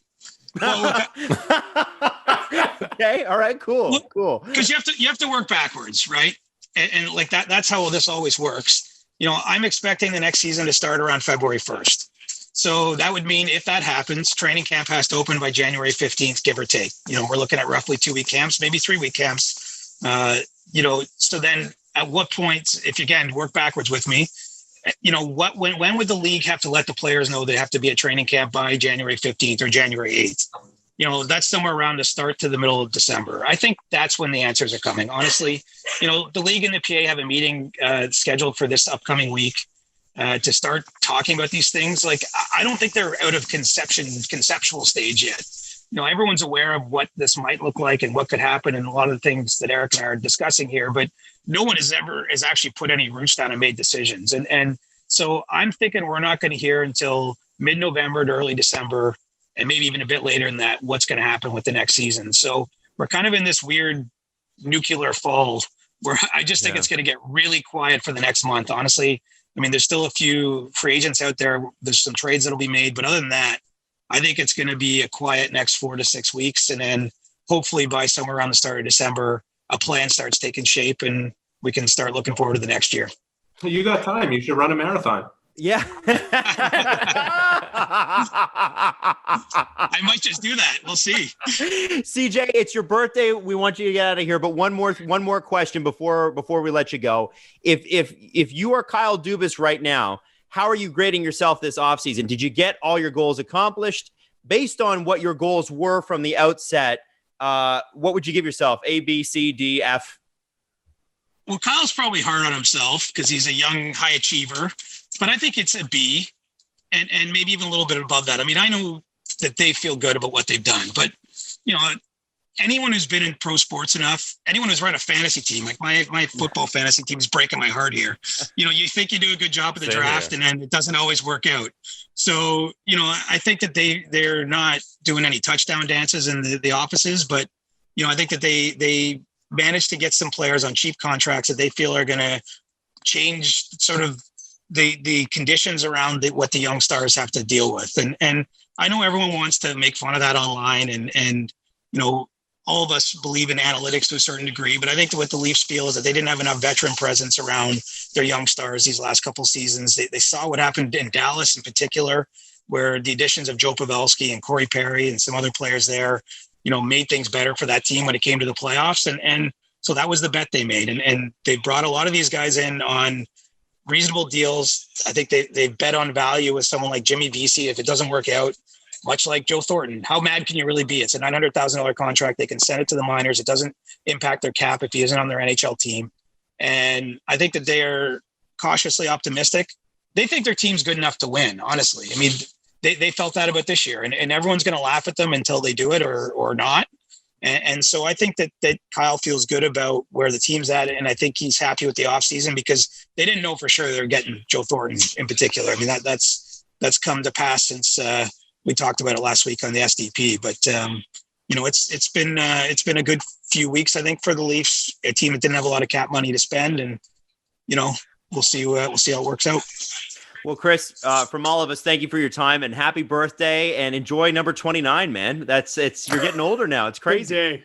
Oh my God, I'm 39. I don't even know how that happened. So I know your listeners are out there and they're all much, much younger than me. I'm telling you, it's going to come up on you quickly too. It does. It does. Chris Johnston, Sportsnet, thank you so much for your time today. Appreciate it, buddy. All right, guys. Be well. See you, Eric.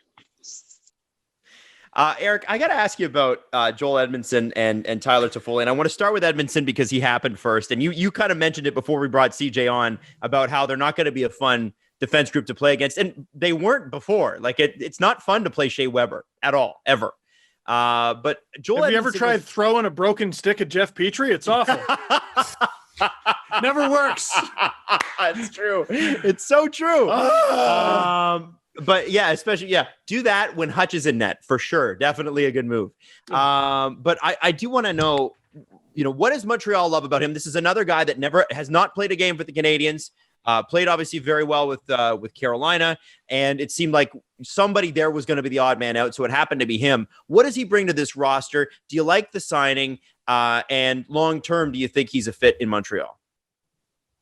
He's kind of, how do I put this? He's he's the prime example of why the Canadiens, I think, hit it out of the park this offseason, in the sense that they didn't just add players. They added specifically what they needed. They got a guy who complements Jeff Petrie's skill and buys Romanov time to find his way on the third pairing. And if for whatever reason Romanov blows it out of the water and ends up on that second pairing and Edmundson moves down, even better. Sure, great.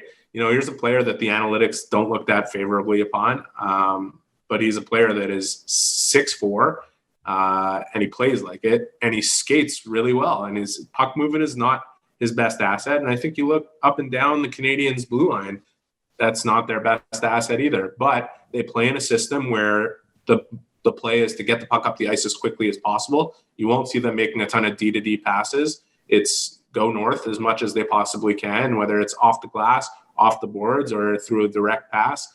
And they like to break out through the middle, the way Claude Julien's system is run. So there's just balance there. There's size, there's balance, there's physicality. Ben Sherratt, if you watched him in the playoffs, was just nasty. He just cross-checked everybody. He's a bastard to play against. He's terrible. Full disclosure, and I said it on the show, Eric. I love the way they play. I love talking to the guy. Ben Sherratt is one of the best guys I've met in the NHL. He's just a great guy. He loves hockey more than anything. He's a Hamilton guy who grew up loving the Leafs and ended up on the Canadiens. And it means something for him to play in the original. It means there are players that say stuff like that. It really means something to him. The reason he signed in Montreal is to be a part of Hockey Night in Canada and put on that sweater and that feeling that he gets going on the ice. And he plays like it. I mean, in the playoffs, I asked Sean Couturier how it felt to be playing against Weber and Sherratt, and he was just like, it's a misery. And every game, every time he was anywhere near either one of them, he was getting cross-checked or punched in the head or whatever it was. And it's dirty, it's nasty, but that whole dynamic is prevalent throughout the entire blue line. And I know you guys want to talk about the other guys they signed, but he checks a box. Bergevin said he had 4 big boxes he wanted to check in the offseason. One of them was getting a defensive component. One of them was getting a backup goaltender. And the other was getting a power forward and getting some scoring. And so it's such, to me, whether it works on the ice or not, we're going to find out. But, and Chris was just saying the same thing about the Leafs. And I look at the Leafs. It's what I said to you guys earlier. They didn't just add anybody, and they added players at minimal values, right? They're not going to get crushed one way or another if those moves don't work. But they've actually added something that they need. I'm a huge believer in that. The veteran presence thing, I spoke to an executive from the Leafs 2 years ago when it was really expected that they'd take off in the playoffs and be really dangerous to play against. And I remember the very first thing he said to me was, don't forget all our best players are really young. Don't have expectations that we're all of a sudden going to, we believe we can win and everything like that. But, they're really young players. They're really young players, and we'll see if they're ready for this. And I just think you need to insulate these guys. I'm hearing nonstop positive stuff about the Ottawa Senators. Look at what they did at the draft, and look at these players and this and that. I watched the Ottawa Senators, and I saw that they traded away Jean-Gabriel Pageau and they lost Mark Borowiecki for nothing, for something that they easily could have signed him for. And potentially Duclair as well. Yeah, Duclair is a different story. But the point I'm making with those two guys specifically is you can have the best young players in the world, and if you give them the keys to the franchise, you're going to end up like Edmonton. If you don't have the proper insulation, if you don't have the proper guys around to show them how to be professionals and everything that entails, and it entails much more than just going out on the ice and playing and doing the things you're supposed to do as a player. we're talking about culture. And that culture is not going to get created by a bunch of guys who have never been there before and have no idea what all the different elements are that go into being pros. And I'm worried about Ottawa. I'm worried because they have some incredible young players that are coming. They have a couple that are already here, whether it's Tkachuk and Shabbat. But look what happened with Shabbat the last couple of years. They put him with no one to play with, and he got eaten alive for a lot of it. And it'll be experience that hardens him and makes him a better player. But you don't want to do that with all your best young prospects and young players. And then you end up 10 years down the line without having won anything, and you're trading those guys for pennies on the dollar because you need a culture change. Right. I'm worried about Ottawa.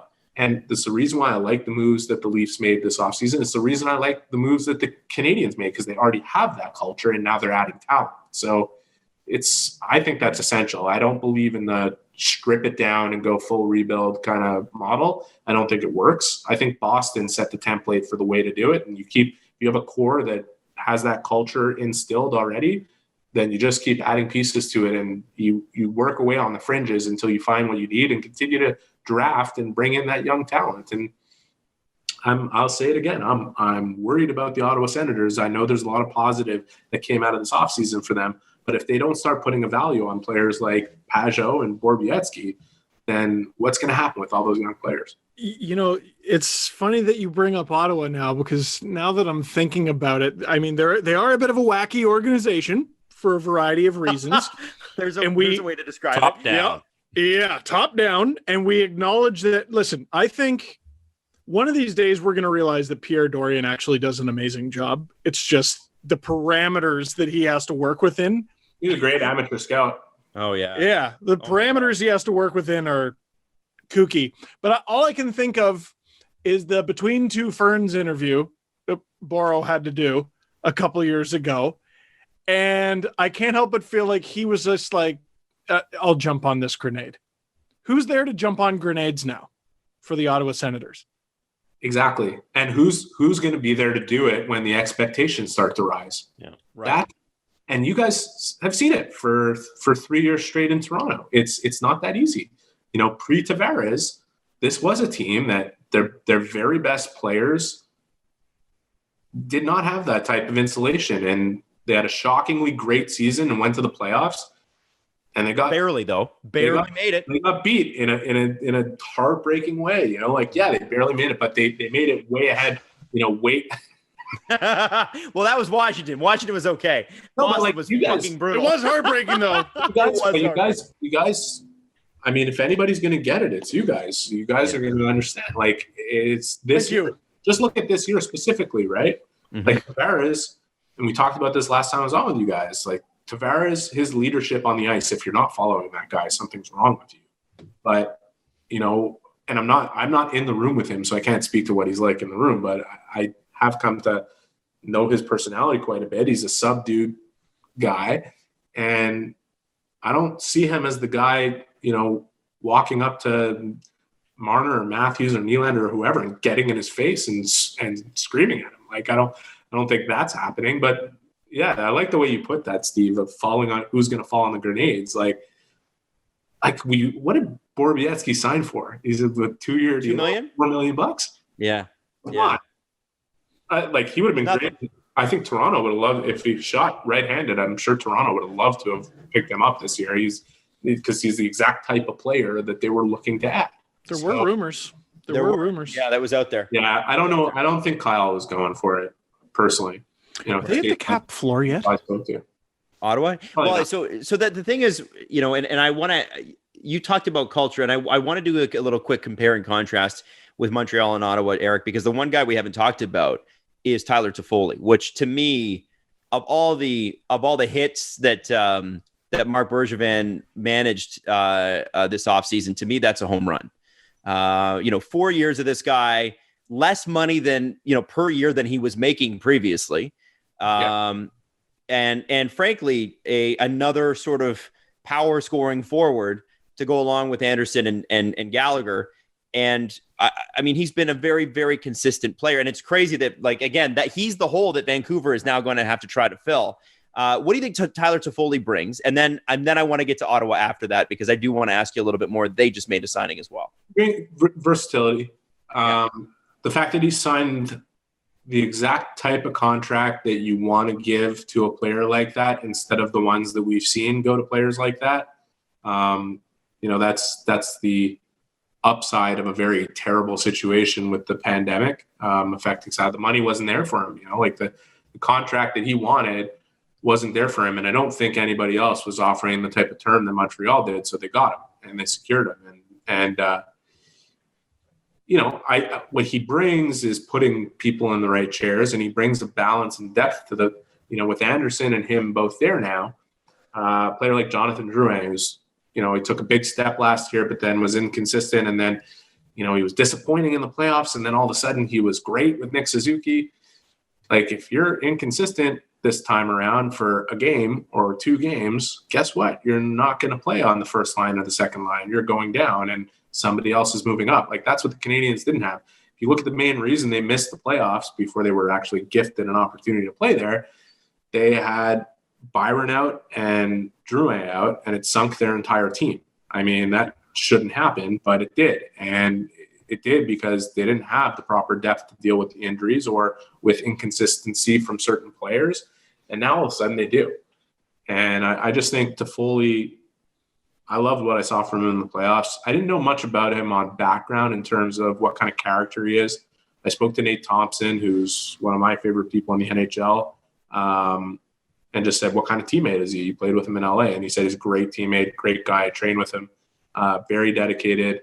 And the guys in the room are going to love him. And he would know because he was here for the last couple of years and knows the room quite well. And the one thing I knew about the Canadiens prior to this offseason, regardless of how things went, they had a really good room. And you asked me, Steve, before how long I've been doing this, go back to 2007, and I've been covering the Canadiens.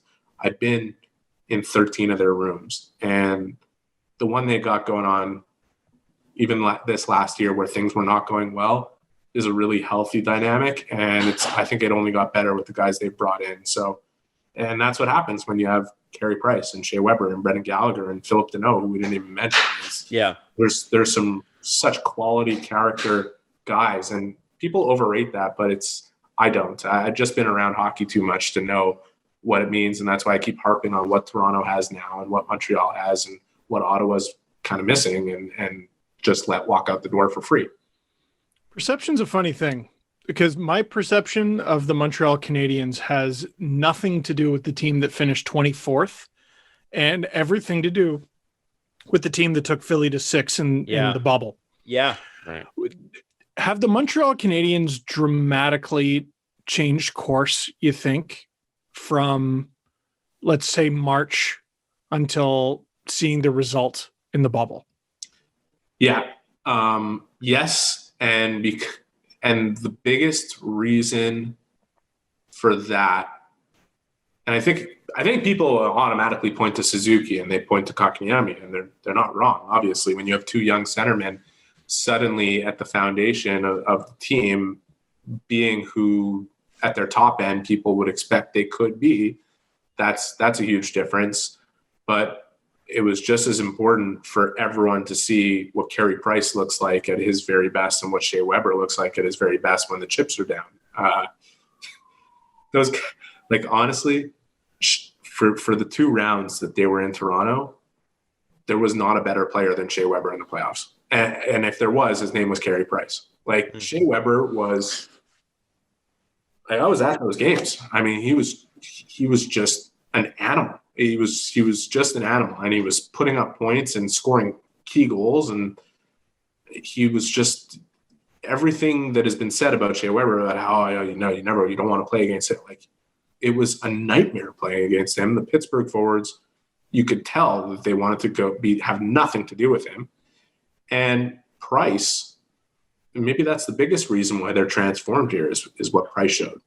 Because a lot of people were wondering, like, what's he going to be like as he gets older, because he's under contract for 6 more years, just like Weber is. And he was unbelievable. Like, he was. And we saw some pretty good goaltending in the playoffs throughout, whether it was Tampa or Dallas or even Toronto at points during that one series, Korpisalo, and there's a lot of good goalies in the league, but when Price was in the bubble, I don't think anybody was saying, "Oh yeah, somebody's playing better than that guy." No, he was obscene. So they were a fun team to watch. It was I said it in the first round. I actually said it started in the play-in round. I said they're my favorite team to watch. Like just the way they played they were my favorite team to watch. You knew they knew that they didn't have the same skill as the teams that they were playing, high end wise. But you know what? Just a belief. I think they showed everybody outside of Montreal and even in Montreal what they have in their room. That's like you saying that tells me that I can sit here and make the point that they have a healthy room and they have a good culture and they have these guys at the foundation of it that make it so. But everyone saw it.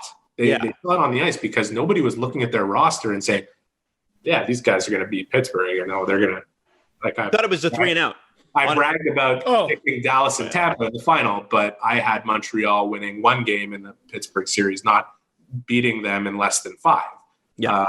I did say, though, that I thought, you figure they're going to win one game. If it's the first one, watch out. And sure enough, they won the first one, and watch out, they won the series. But they should have beaten Philadelphia. Like, they if you watch that series, they were the better team for every single game pretty much except for one of them.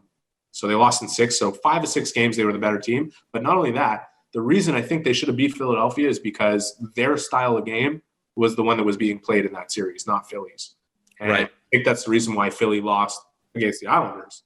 And I said the same thing. I remember texting Nate Thompson in the middle of the series and said, like, when are you guys going to start playing Flyers hockey? Because you're playing the way the Islanders want to play this, and you're not going to beat them doing that. Like, and he said, I know, like we got to step on it. And the players always know where they stand. So, yeah, I got to ask you, Eric, before we move on to Ottawa, because I want to talk about Ottawa. I want to talk about Winnipeg. There's a few other things that I want to get your opinion on. And I'm, again, so grateful for your time today, because it's so great to have you and be able to throw all these questions at you. When we talk about Montreal, one of the major changes this offseason was, there seemed to be, when Max Domi came to town, there was a gigantic love-in between the fact that he, his dad was a Leaf great, very, very popular Leaf. And the fact that, he jumped on board and wanted to be a Canadian, and you have Ty out there on the ice in a Montreal Canadiens jersey and wearing Matt Sundin's number for the Canadiens. What happened between that and what we saw last season, which was just Max it didn't seem like Max was Max. There were rumors, and he refused to comment on them about his relationship with Claude Julien. What do you think happened behind the scenes there? And, did a change need to happen, or was this something where they thought, well, we can get some great value and we'll get more of the player we need in Josh Andersen? Yeah, there's nothing so dramatic and nothing that couldn't have been salvaged if Max Domi had to stay in Montreal and be a player here. It's like the way some people talked about it, it's like, they traded Max because he had this issue with Claude Julien.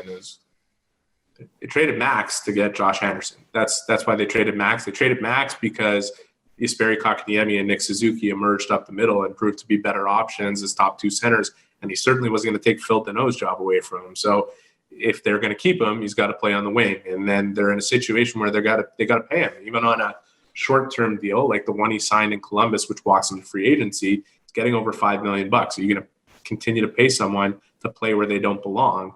Doesn't really make a whole lot of sense. But like I said, they weren't trading Max because they wanted to trade Max and there was a problem with Max.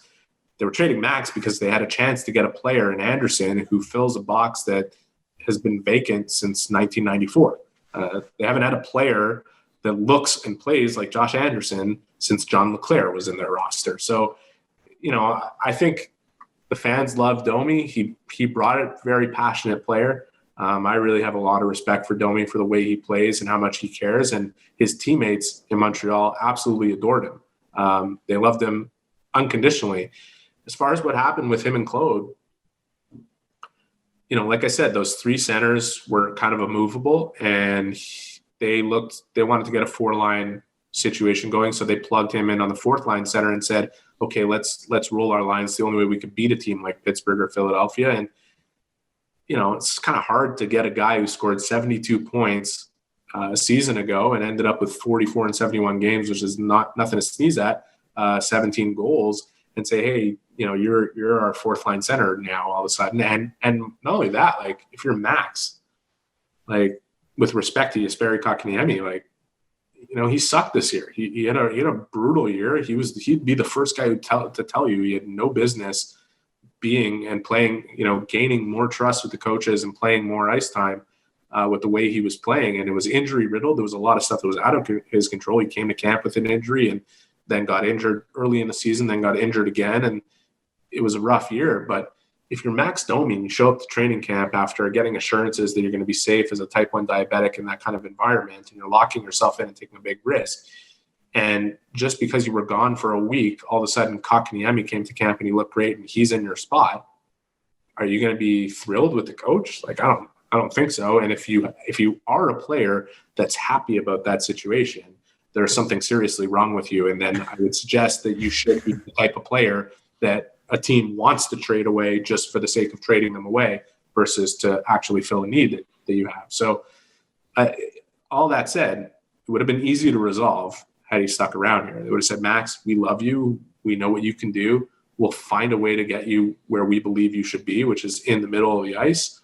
But it might take some time, and we need you to come and play better at the wing than you did this year. And we need you. We're going to play you with good players. And they would have solved it. They would have figured it out. So I take umbrage at the suggestion that the Canadiens traded this guy away just because he had an issue, or it's nothing that they couldn't have solved. And, right. And because it didn't get solved, because it wasn't resolved, because it ended with Max Domi being traded to Columbus, he's got a lot of questions, obviously, that haven't been answered. They didn't really have those discussions and didn't get to that problem-solving phase. So it is what it is. Based on your description, it kind of sounds like this move might not have happened were it not for the bubble. I think a lot of the moves that the Canadiens made might not have happened were not for the bubble. Like people say, oh, there was such value in this to see what Kotkaniemi and Suzuki could do, and the positive, to have a different taste in your mouth than what the Canadiens left, and finishing 24th in the standings when the season was paused. But the real benefit was that Bergevin saw what he had. He saw what he had, and he was going into an off season with 14, 15 million bucks in cap space. So, it's one thing that he could have said, this is the year I got to make moves anyways. And he also said, Josh Anderson, Joel Edmundson, Jake Allen, and Tyler Toffoli are 4 players that have been on their radar for years. And they tried to trade for Tyler Toffoli. He didn't admit this, but they tried to have Tyler Toffoli in a trade that got nixed by Max Pacioretty at the draft. That was so that was the okay, interesting. Yeah. I mean, listen, without Bergevin saying that was indeed the case, and without Pat Brisson saying it, I'm quite certain, based on the people that I've spoken to, that Tyler Toffoli was going to be in that deal. He wasn't in the end, and it's understandable. Like, he was a restricted free agent looking for a new contract. He was in a similar situation as Alex Galchenyuk, I remember, both represented by Brisson, and Pacioretty was being represented by Brisson as well. And you often see these situations where players who are repped by the same agent end up in a trade. Josh Anderson and Max Domi are both repped by Darren Ferris. So anyways, all roundabout, but Joel Edmundson is a player they had their eye on. Jake Allen is a player they had their eye on for a long time. And Josh Anderson is a guy that everybody, but specifically the Canadiens, have been dying to acquire. They almost went down that road with Milan Lucic, and they got saved by Peter Chiarelli making an offer, and by they got saved. Saved is a funny word. And by Lucic saying to himself, as much as I'm willing to consider doing this, I don't know if I could dive in and actually play for the Canadiens. That would have been gross. That would have been gross. But I don't want to compare Lucic to Anderson, and I don't want to compare David Clarkson to Anderson. I think that's all stupid. I don't know how it's going to end up. It is a huge risk. I will concede that. I think they took a big risk here, but Bergevin had zero leverage in this negotiation. He didn't just trade Domi and a third-round pick to end up in a situation where a power forward that he's coveted for virtually the 8 years that he's been in Montreal walks out the door a year after he's landed. So I think they had no choice. to sign him. And plus, they made their bet the minute they made the trade. It wasn't in making the signing. Their bet was made when they made the trade because they knew the minute they made the trade that Andersen got all the leverage that he had lost in Columbus with that bad season. Right. He was going to a place where they actually wanted him and gave something up for him. So I'm pretty sure that's not going to end up like those other two guys. I don't think it's going to be like Milan Lucic, and I definitely don't think it's going to be like David Clarkson. And maybe the biggest reason for that is because Josh Anderson's best asset is his skating. Yes. So I don't think he's just going to fall apart, but he's got to produce, and he's going to be under pressure right away. And I asked him, it was the first thing I asked him was, you grew up in Burlington, Ontario. You were a Leafs fan. You had a pretty good sense for what it's like to play in a market like this. It's not just what have you done for me lately? It's what are you doing for me right now, and why isn't it enough? So I hope you're ready for that, because it's coming your way. If you go 3 games without scoring a goal, you're not going to be able to not hear about it. He seems well aware of that, and I think he's going to want to live up to this contract he just signed.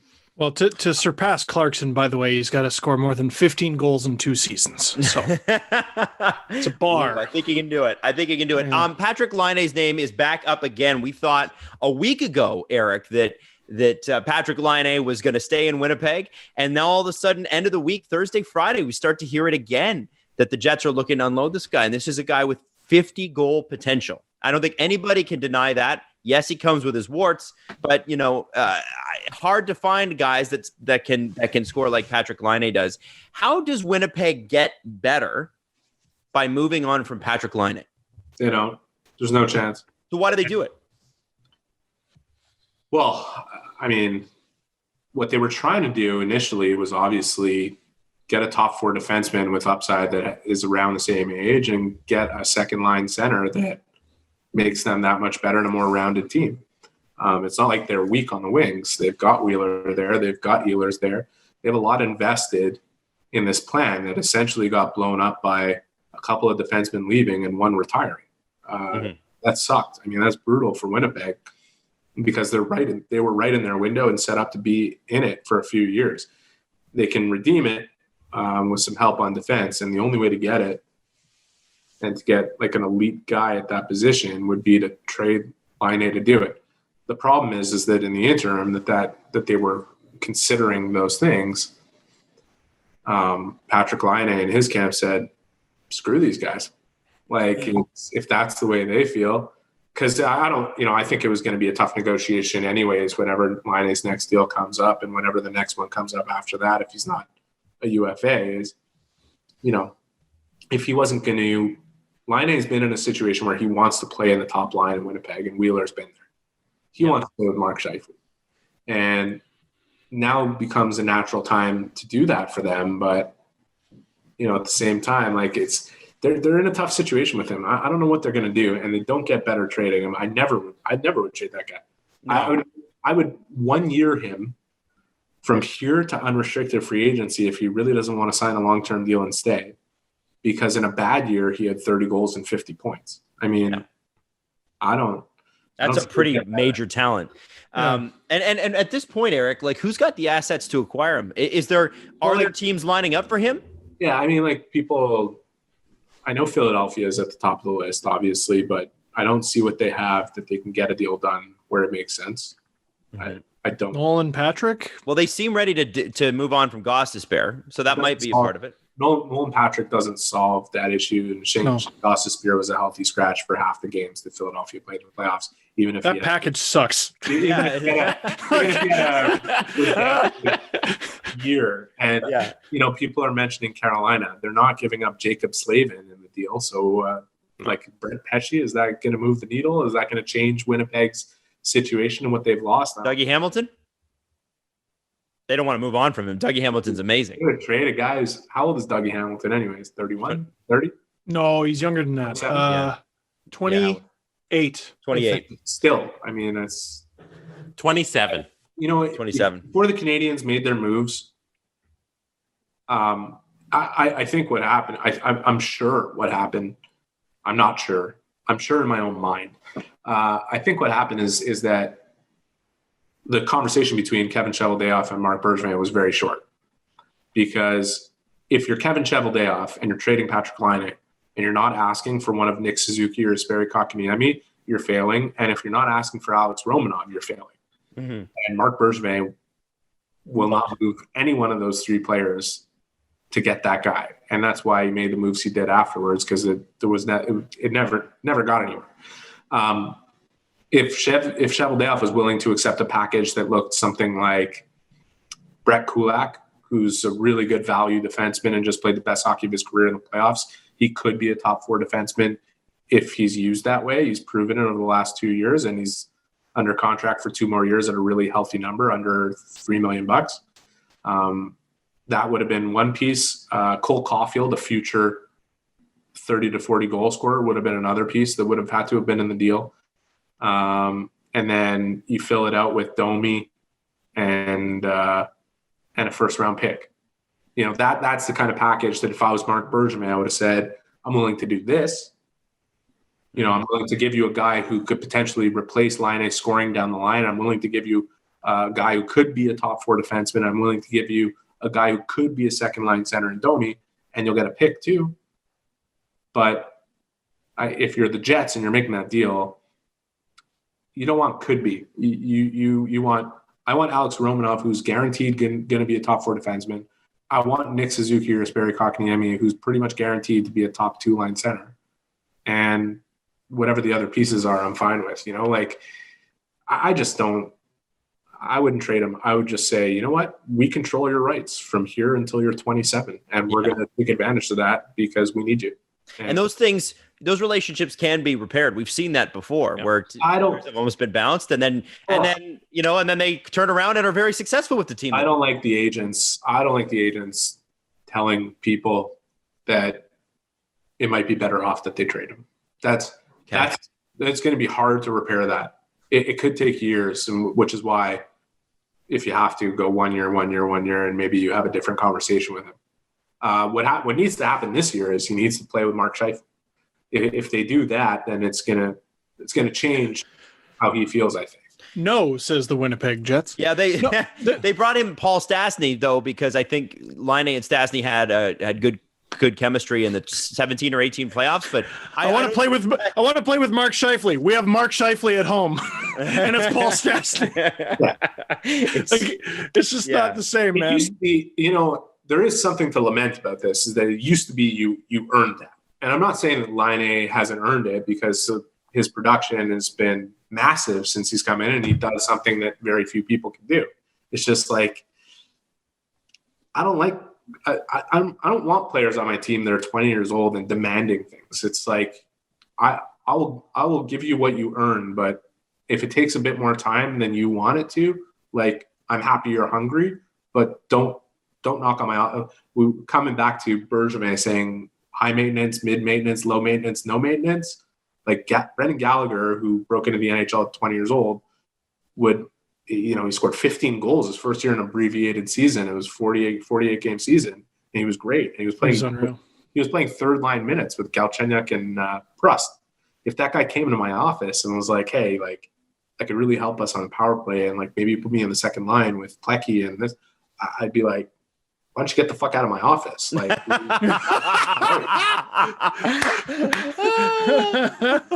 so, all right, fair enough. But that's the world we live in now. I mean, that's these young players that have come up, and culture changes, and usually for the better. But one of the sad things about this generation, and not just the players, but of you kids, is nobody, and I'm just like CJ. I'm 37 years old, okay, but like we were the last generation where like it was okay if our parents raised their voice with us. Like it was all right. Nobody nobody would give them a sideways glance about it. Like these kids have a hard time dealing with any of that. If a coach, I'm opening up a can of worms. You're allowed to have an opinion, Eric. It's okay. Don't worry. Don't worry. This is on the internet. No one will see it. Babs wanted the Leafs to play a certain way. Everything he did was about making them play in a way that would be successful in the playoffs. And I understand he did some things along the way that were absurd. And like, whether or not you want to question whether or not it was fair or this or that, it wasn't entirely logical or gonna result in a good result, like the thing with Marner. that just made no sense. Why would you do that? You put him in a really shit situation with all of his teammates, and if you were trying to teach him a lesson of like, look how this guy works, I mean, that would fall on deaf ears. So it's not. Our parents never went, here's a list of your classmates, and I want you to rank them from like hardest working to, they never did that. I know, but at the same time, like, this stuff didn't just come out of nowhere. And I'm not saying we're not better off for shifting the culture. I think we are actually, but there's something in between in the balance here that's lost. Mm-hmm. And it's that a lot of these players, they can't take even somebody trying to show them something, they take as a personal, does that mean like you're criticizing me about this, or you think I don't do it the right way? Or like I know, like, I've been told stories about certain younger players in the league where somebody's tried to show them something and like they've literally skated off the ice and been like,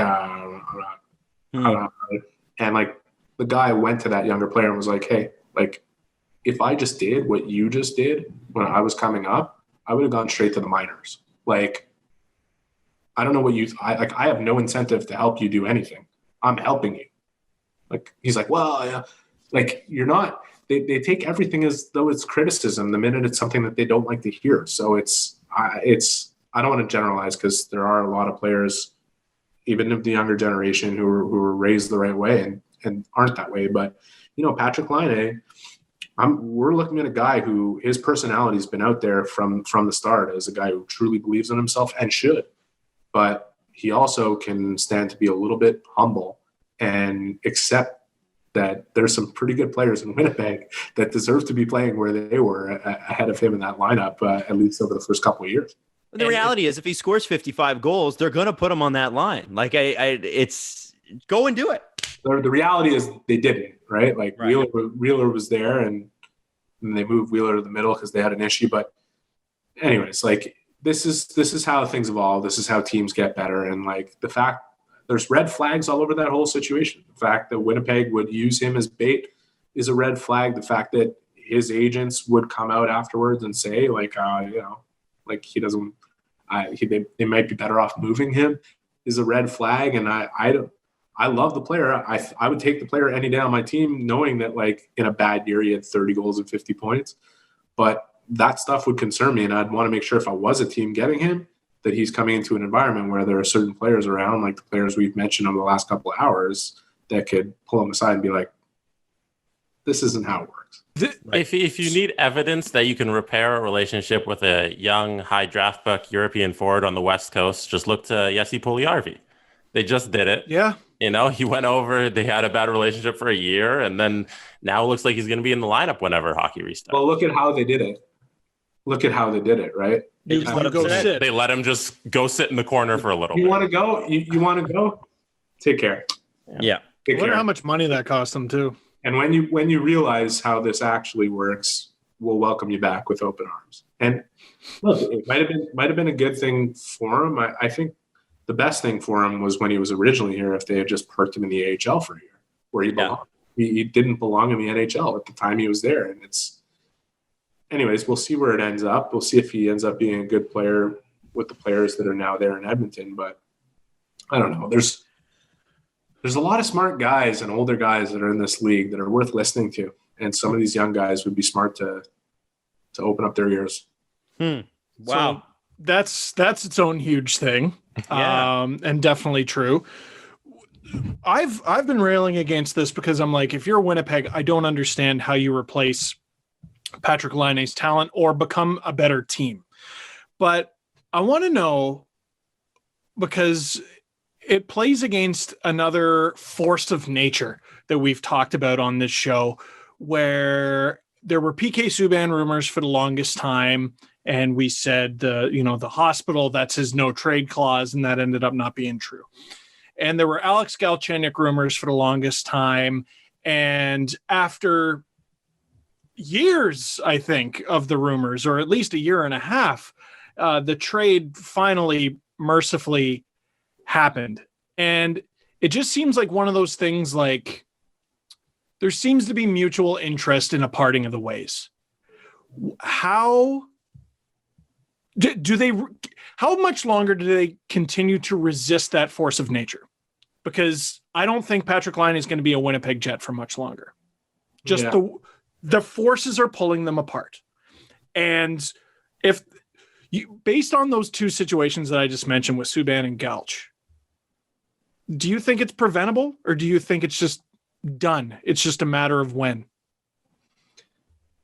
Oh, it's hard to compare all three of those situations, but the one common thread, and you're right, is like if you can't get on the same page, what will inevitably happen is you will sell at a loss. Yeah. I don't think Winnipeg was prepared to do that this summer. Otherwise, he'd be gone already, right? Or this offseason, I should say. It's not summer anymore. Like if they were prepared to trade at a loss right now, he'd be gone. But that's the road they risk going down if they can't figure it out. And I think when you do end up in a situation where you're mulling or considering trading a player and he ends up staying with your team, you continue to go at it with a glass half full mentality that you will find a way to salvage it, that, maybe a year more under his belt and he's going to figure it out. He's going to get it. He's going to understand why we're being this way with him and what, you hope, or you change your approach. The Canadiens changed their approach with Alex Galchenyuk many times.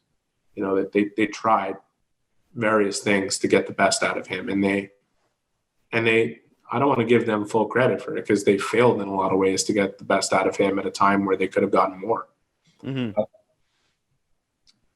There's just some things that are hard to figure out, and time doesn't necessarily heal that situation. And I think you're bringing up a good point, Steve, because inevitably, if you can't figure it out, you end up selling at a loss. And when you sell at a loss with a player of the quality of Laine or Subban when he was traded, you could set your franchise back significantly. And the big issue for Winnipeg for me is like they really got screwed. Like they're right in the thick of their window, and like they lost the left side of their defense, and Bufflin retired. Yeah, and they still have so many great quality pieces that keep their window open, and just they know that unfortunately they can't take advantage of it if they're not solid up the middle and on defense. Like they have their best pieces are on the wing right now, and that's why Laine ended up in this situation. It's not because of any of the stuff we're talking about around the situation, because he's cocky, or because he thinks he deserves more than he has, or because they can't get on the same page. It's more to the point that he can help them address the two needs that actually keep their window alive with Hellebuck and Scheifele and Wheeler. Like I don't know. I don't envy the managers in the salary cap era, because one way or another, you got to be compliant with that cap, and you have to make very hard decisions. Yeah, absolutely. Laine's getting traded. That's what I got from that. Quickly, I do want to quickly mention prior to the season starting, you think? Oh, that I don't know, but it does definitely seem inevitable.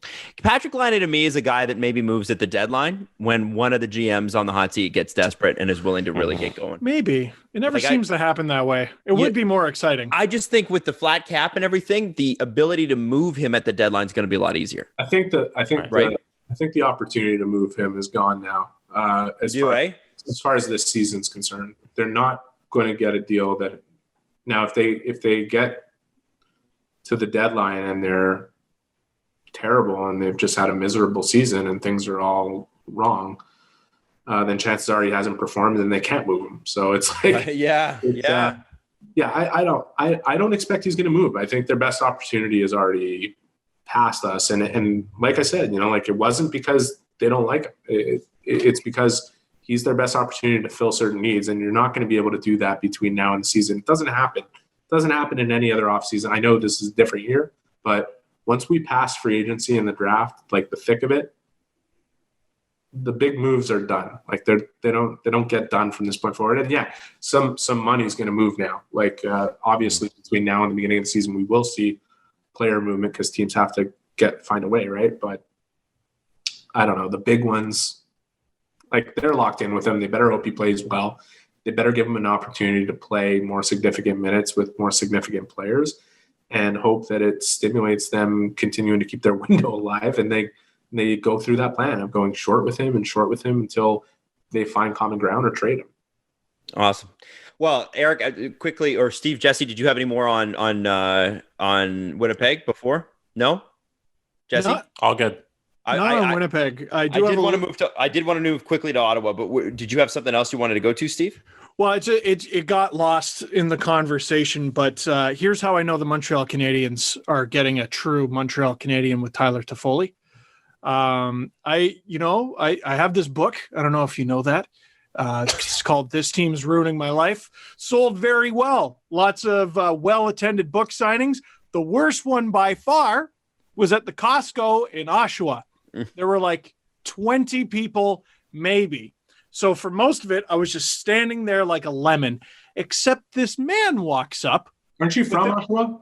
Yeah. I live there now. I'm from Scarborough and live in Oshawa, a lot like the Toffolis. So this man is walking by with all LA Kings everything. And I'm like, there's no way that's not a parent. Yeah. And it turns out it's Tyler Toffoli's dad. And he even goes, hey, I know you. And, we talk for a brief minute. And he goes, I'm Tyler Toffoli's dad. I don't think he introduced himself as Mr. Toffoli. He introduced himself as Tyler Toffoli's dad. And then you know what he did?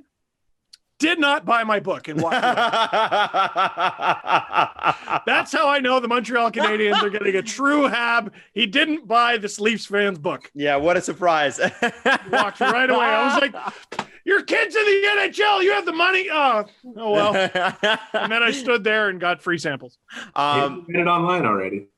Steve, you made a really good point about who's going to fall on the grenades in Ottawa this season as presumably they get better. I think Michael Trakos maybe overstated the point when he's like, well, Leafs better look in the rearview mirror. I don't think they're there yet. Maybe in a few years. Yeah. I love Trakos, by the way. Oh, yeah. I'm a big Trakos fan. That was a take, though. That was aggressive. Yeah. Michael Trakos is really nice, too. Like, really kind guy. I remember when I was working at 590 for that little bit, he was so kind about everything. But that was a hot take. Supposedly, of all the writers, pundits, he's like one of the best players. Oh, like actual physical hockey players. Yeah, supposedly he's sick. There's a lot of pretty good ones. Yeah, there is. Ken Campbell, though, not so good. I'm calling you out, Ken. No, not so good, Eric. Or are you? I'm not. All right. I can play. I gotta ask though. Like 2 years ago. That was it. Matt Murray and Dadonov in Montreal or in Ottawa, both players that no one would have picked Ottawa to pick both of those guys, to get both of those guys, or Dadonov. Sorry, are those guys that are going to make a huge difference in Ottawa? Dadonov's a good signing. You're not crazy about Matt Murray? Really interesting. Wow. Really? Wow. What is it about Matt Murray? Not at all. Really? I hope Matt Murray somehow gets a hold of this, and I think and just says that guy Eric Engels is an idiot, and I'm going to do great. I don't understand, given what the goaltending market this year, why they would give up any assets at all, futures, to bring a goalie in, other than the idea that potentially they felt that nobody would sign with them. Right. You got a lot of money. And then give him the contract they gave him. Got a big, yeah. I hope Matt Murray, first of all, Matt Murray's a good guy, and I hope Matt Murray bounces back from some horrible injury situations over the last couple of years that seem to have derailed kind of the arc that he was on. But I haven't seen it since then. I don't like what I saw from him in Pittsburgh over the last year. I had no idea why Steve Sullivan was starting him in the playoffs. I thought it was Mike Sullivan, excuse me. Apologies to Steve and Mike. I thought it was a huge mistake. I thought it was a huge mistake to go with Murray to start that series against Montreal. And I felt that if he stumbled in the first game, they were going to Jarry in a situation where you're putting extra pressure on a guy who had never started a playoff game before, whereas he had the better season than Murray. He was the starting goalie. He had stolen the job. He was a Vezina candidate for 2 months of the season. And they were in a situation where start with Jarry, and you could bring Murray in because A, he's used to coming in on the side and stealing the job. And B, you're not in a situation where oh my God, like if you lose that first game to Montreal, you're under so much pressure in a 5-game series because everyone thought you were going to smoke them. Like, and then you're going to put Jarry in that situation where there's all this extra pressure there. And it's all to say that, like, Murray he hasn't had it. He hasn't had it over the last, like, he was objectively bad in the playoffs. And he's still got upside. He's still young, and it's really less to do with Murray himself. Like, the entire market, like, how many goaltenders were on the market? Many. How on earth wouldn't be a better move than that? Like, I thought it was.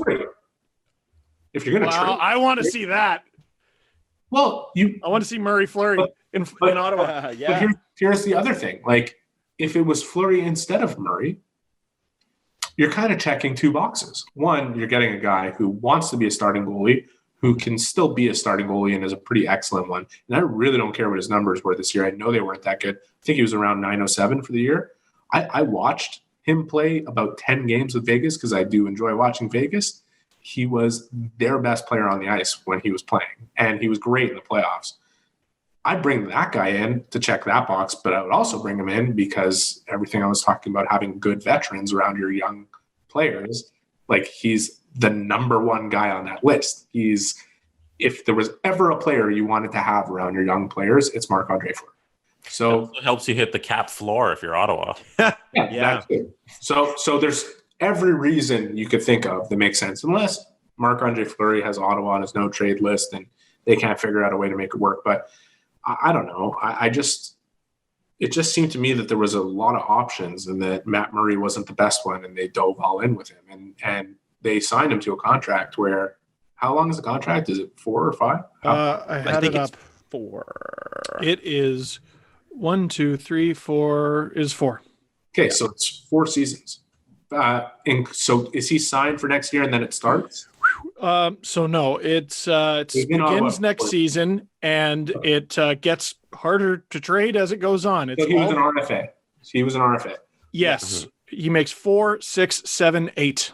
Great. So he's there for 4 years, and presumably, if they've done this whole thing the right way, he's got to be the guy when they're actually ready to, like, start winning hockey games. Mm-hmm.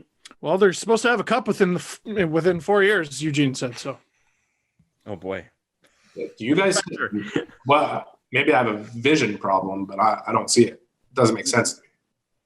Yeah. I had less of an issue with them giving up assets just because they had drafted so many guys and they felt, good about themselves. But what blows my mind too, how many goalies were on the market? Right. Like the 2 cups, it's hard to ignore, but the sheer fact that there were so many goalies, and Markstrom was the most high profile one, and he was a UFA, and Murray got more per year. That's wild to me. I think you're paying an Ottawa tax at that point, though. I think you are. Markstrom went to Calgary. Yeah, Calgary's a great. No. Calgary's in a much better and different position. They have. I was talking from a tax perspective. I'm talking about the playing for the Ottawa Senators tax right now. Is that they dealt for an RFA, and they dealt him to, and he went to a market where nobody wants to sign, and he knows that. So I think he ground them. The agent ground him on that one. I think, because they're not going to trade for Matt Murray and let him sit, even though they didn't give up all that much to get him. It's like Josh Anderson, right? He got the leverage because, well, you obviously want me. You traded for me. Yep, 100%. That's what I think happened. But it's funny, on the record, I was like pro Leafs going after Matt Murray. So this is very interesting, Eric, that you don't see it at all. You got to see him up close. Do you guys watch him play this year? I just thought, like, there's a pedigree there. They could probably. I'm the last guy. I hate when people on Twitter, whoever, fans, reporter, who say this guy sucks. Like, I don't think anyone sucks. Anybody who plays at this level, to me, is you can't say they suck. Yeah. And like, there are players that have bad seasons or whatever it is, but he wasn't good. He wasn't good this year, and he hasn't been the same player since he suffered a couple of bad injuries, a concussion among them, or a couple of them. And I didn't see signs that tell me he's coming back to being the guy that he was when he won a couple Stanley Cups. Like I get it, and I get why Ottawa would trade for him and sign him. I just don't think it's the right move when they had 20 others that they potentially could have made. And again, you probably eliminate a few of those. Maybe they say to themselves, can't find a guy that fits what we need age-wise and a guy that will sign as a free agent to a deal that makes sense for us. But they may as well have dealt with Murray as a UFA. I guess he's 26 in his last year of RFA or whatever it was. Mm-hmm. I watched him play. I don't see it. I just don't see it. And you know what? I hope that I'm wrong. I do hope I'm wrong. I'm always rooting for guys to come out and prove people wrong and show that they can be something better than people ever thought of them. And I've seen it happen with a lot of players. And those are the players. I don't cheer for any teams, but I really cheer for those players. I cheer for players where they're in a market and the fans are all over them constantly saying, oh, they're not this, they're not that. And they end up playing great. And everyone says, shit, I was wrong. And I'm cheering for those guys. So Matt Murray, if you're watching, I hope you play great next season in Ottawa. I think there was a lot of risk in that, especially for a team that is on the up and up with all the young moves they've made and needs certain components in there to help bring those players along. He's going to have 7 shutouts against the Habs next year, the all-Canadian division. Maybe. I don't know if Adam was cheering so much for Matt Murray, Leafs starting goaltender, as much as he was just cheering for Matt Murray. Fun story. Yeah, and also I love Jack Campbell. I'm a big Jack Campbell guy. How much heat is Fred Andersen under this year? Like how much more heat? I think it'd be more heat if he had an extra year on the deal. But I think everyone's looking at this as like, this is probably it. And he got a raw deal last year. You think so? Yeah. I know that he was objectively bad for 1 month of the season, and everybody, including the reporters, were all over him. But I also watched the team play in front of him, and they awful team. I honestly, it's I don't know how you get above 915 with that. You can't if you're playing nowadays. If you look at like the 10 guys that are still left in the league that play as a number one and a bona fide number one, and there is no 1B behind them, every single one of them has like 1 month of the season where they suck. The only difference between the ones that have truly pitiful numbers and the ones that have average ones over that month is that about 2 weeks into them sucking, the team in front of them pulls it together and helps them dig their way out. Right. Andrei Vasilevsky. Yeah. It happened this season. Andersen in the month of February. Or through January to February, whatever it was. If the team can't find a way to pull it out in front of him, you're digging the grave for him. Like he had a 2.5 month hangover after New Year's. Price in November this year was bad. He was just bad, and it's 2 Novembers in a row that he's been bad. And the team at the very same time that he was bad played its worst hockey. And it's not chicken egg. It's like 2 things happening at the same exact time that are just a roadside collision that you can't look away from. Right. And they lost 8 games in a row. And it's because both those things happen. Like, if you don't have a great backup goalie, you're stuck in that situation. And that's where now, with the parity in the league, a season gets lost. Right. And it could happen in Toronto. Yep.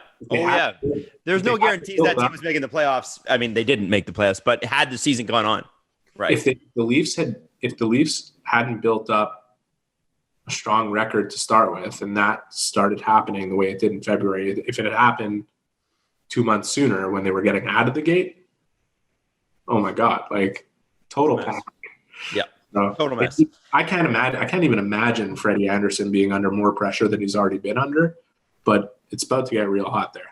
Like, it sure is. And you know what? I think it's going to be hot for Mitch Marner, Austin Matthews, and William Nylander as well. I think there's a lot of people, Mitch Marner took a lot of heat just because of how his agent handled that negotiation, Eric. But I think it's you know what? It is sort of time. Like, these guys are 4 or 5 years into the league now. It's sort of like, okay, like now we need to see some wins. And I don't think anybody in Toronto is going to get too excited until they start to see this team in the playoffs. And that means making the playoffs. And that's going to be really tough in this all-Canadian division if it happens. So anyway, listen, we got to wrap because it's been a 2-hour show already. But Eric, thank you so much for your time. This is amazing that you give up a Sunday like this. We love having you on every time. Love your insights on the Canadiens. And thank you for unembarrassing the last embarrassing show that we did and giving us some real insights. We really appreciate it. And it's always fun being on with you guys. I love being on with you guys. You're a lot of fun. And the truth is I played 36 holes of golf yesterday. So it was Wow. Wow. That's a champ. And I just wanted to say, really cool painting behind you. Well, my wife has never painted. My wife paints. She's an artist. She's great with everything artistic. And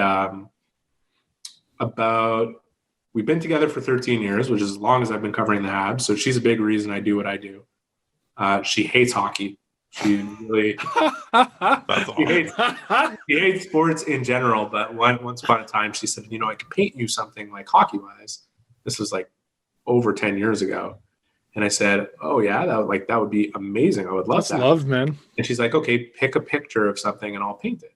And I found a picture of Koivu scoring this goal on Andrew Raycroft. Of course. Oh, no. Oh, it's Raycroft. I thought it was Cujo the whole time. That's funny. I don't remember how or why this painting was in the background of a hit that I did for SportsCenter, whatever it was. But Raycroft follows me on Twitter and saw it. And I said, hey, my wife says sorry, but she's got a great paint. She got a true likeness of both players in this painting, one lying on their stomach trying to stop the shootout attempt. Well, yeah. What, was he surprised they found a picture of him getting scored on in a Leaf jersey? Does he follow you guys on? I don't know. I don't think so. I wouldn't. Here's the interesting thing. Listen now. With us, it's a funny thing. With us, there's like we know that there are people listening, but they would never publicly acknowledge and or follow because we're less than legit when it comes to we don't, you know what I mean? Most things. Yeah. So I think that there's we listen, but they never Chris said a couple shows ago that, executives will go, why did Steve say that or whatever? Because, but they'll never, nobody's going to follow us. Whereas, you're a legitimate broadcaster for a legitimate organization. And I could see how Andrew maybe would want to, but if he's not going to follow us. The question, by the way, about the painting, right before we started, I saw that it was Koivu scoring on a Leaf goalie. I couldn't tell which one. And I said, hey, Eric, nice stupid painting behind you. He goes, thanks, my wife made it. I did not feel good about it. So it's actually sick. That's really good. Eric, thank you. She can do more of this. And we can get them signed and stuff, and we can figure out a little business platform where we give some money to charity, or love. We'll figure it out. We'll make us. I'll show her a picture of Steve, and pause it right in one of the parts of his videos.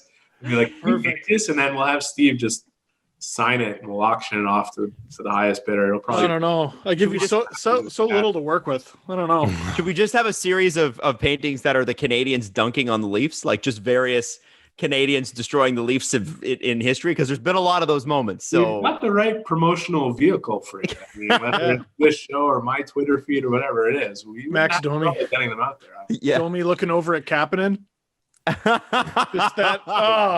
That one of the best chirps of all time caught. That was amazing. Has a camera ever more point blank got, way to go, Kapanen, you fucking idiot. you can read every syllable on his lips. It's beautiful. Eric Engels, thank you so much. You can obviously follow Eric on Twitter, find him at Sportsnet.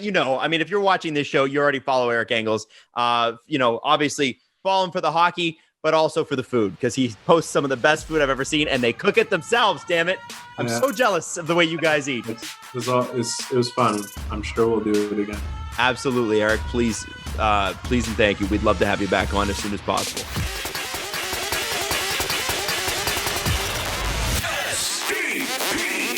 The Steve Dangle Podcast. Follow the guys on Twitter at Steve_Dangle, at Adam WYLDE, and at Jesse Blake. Connection complete.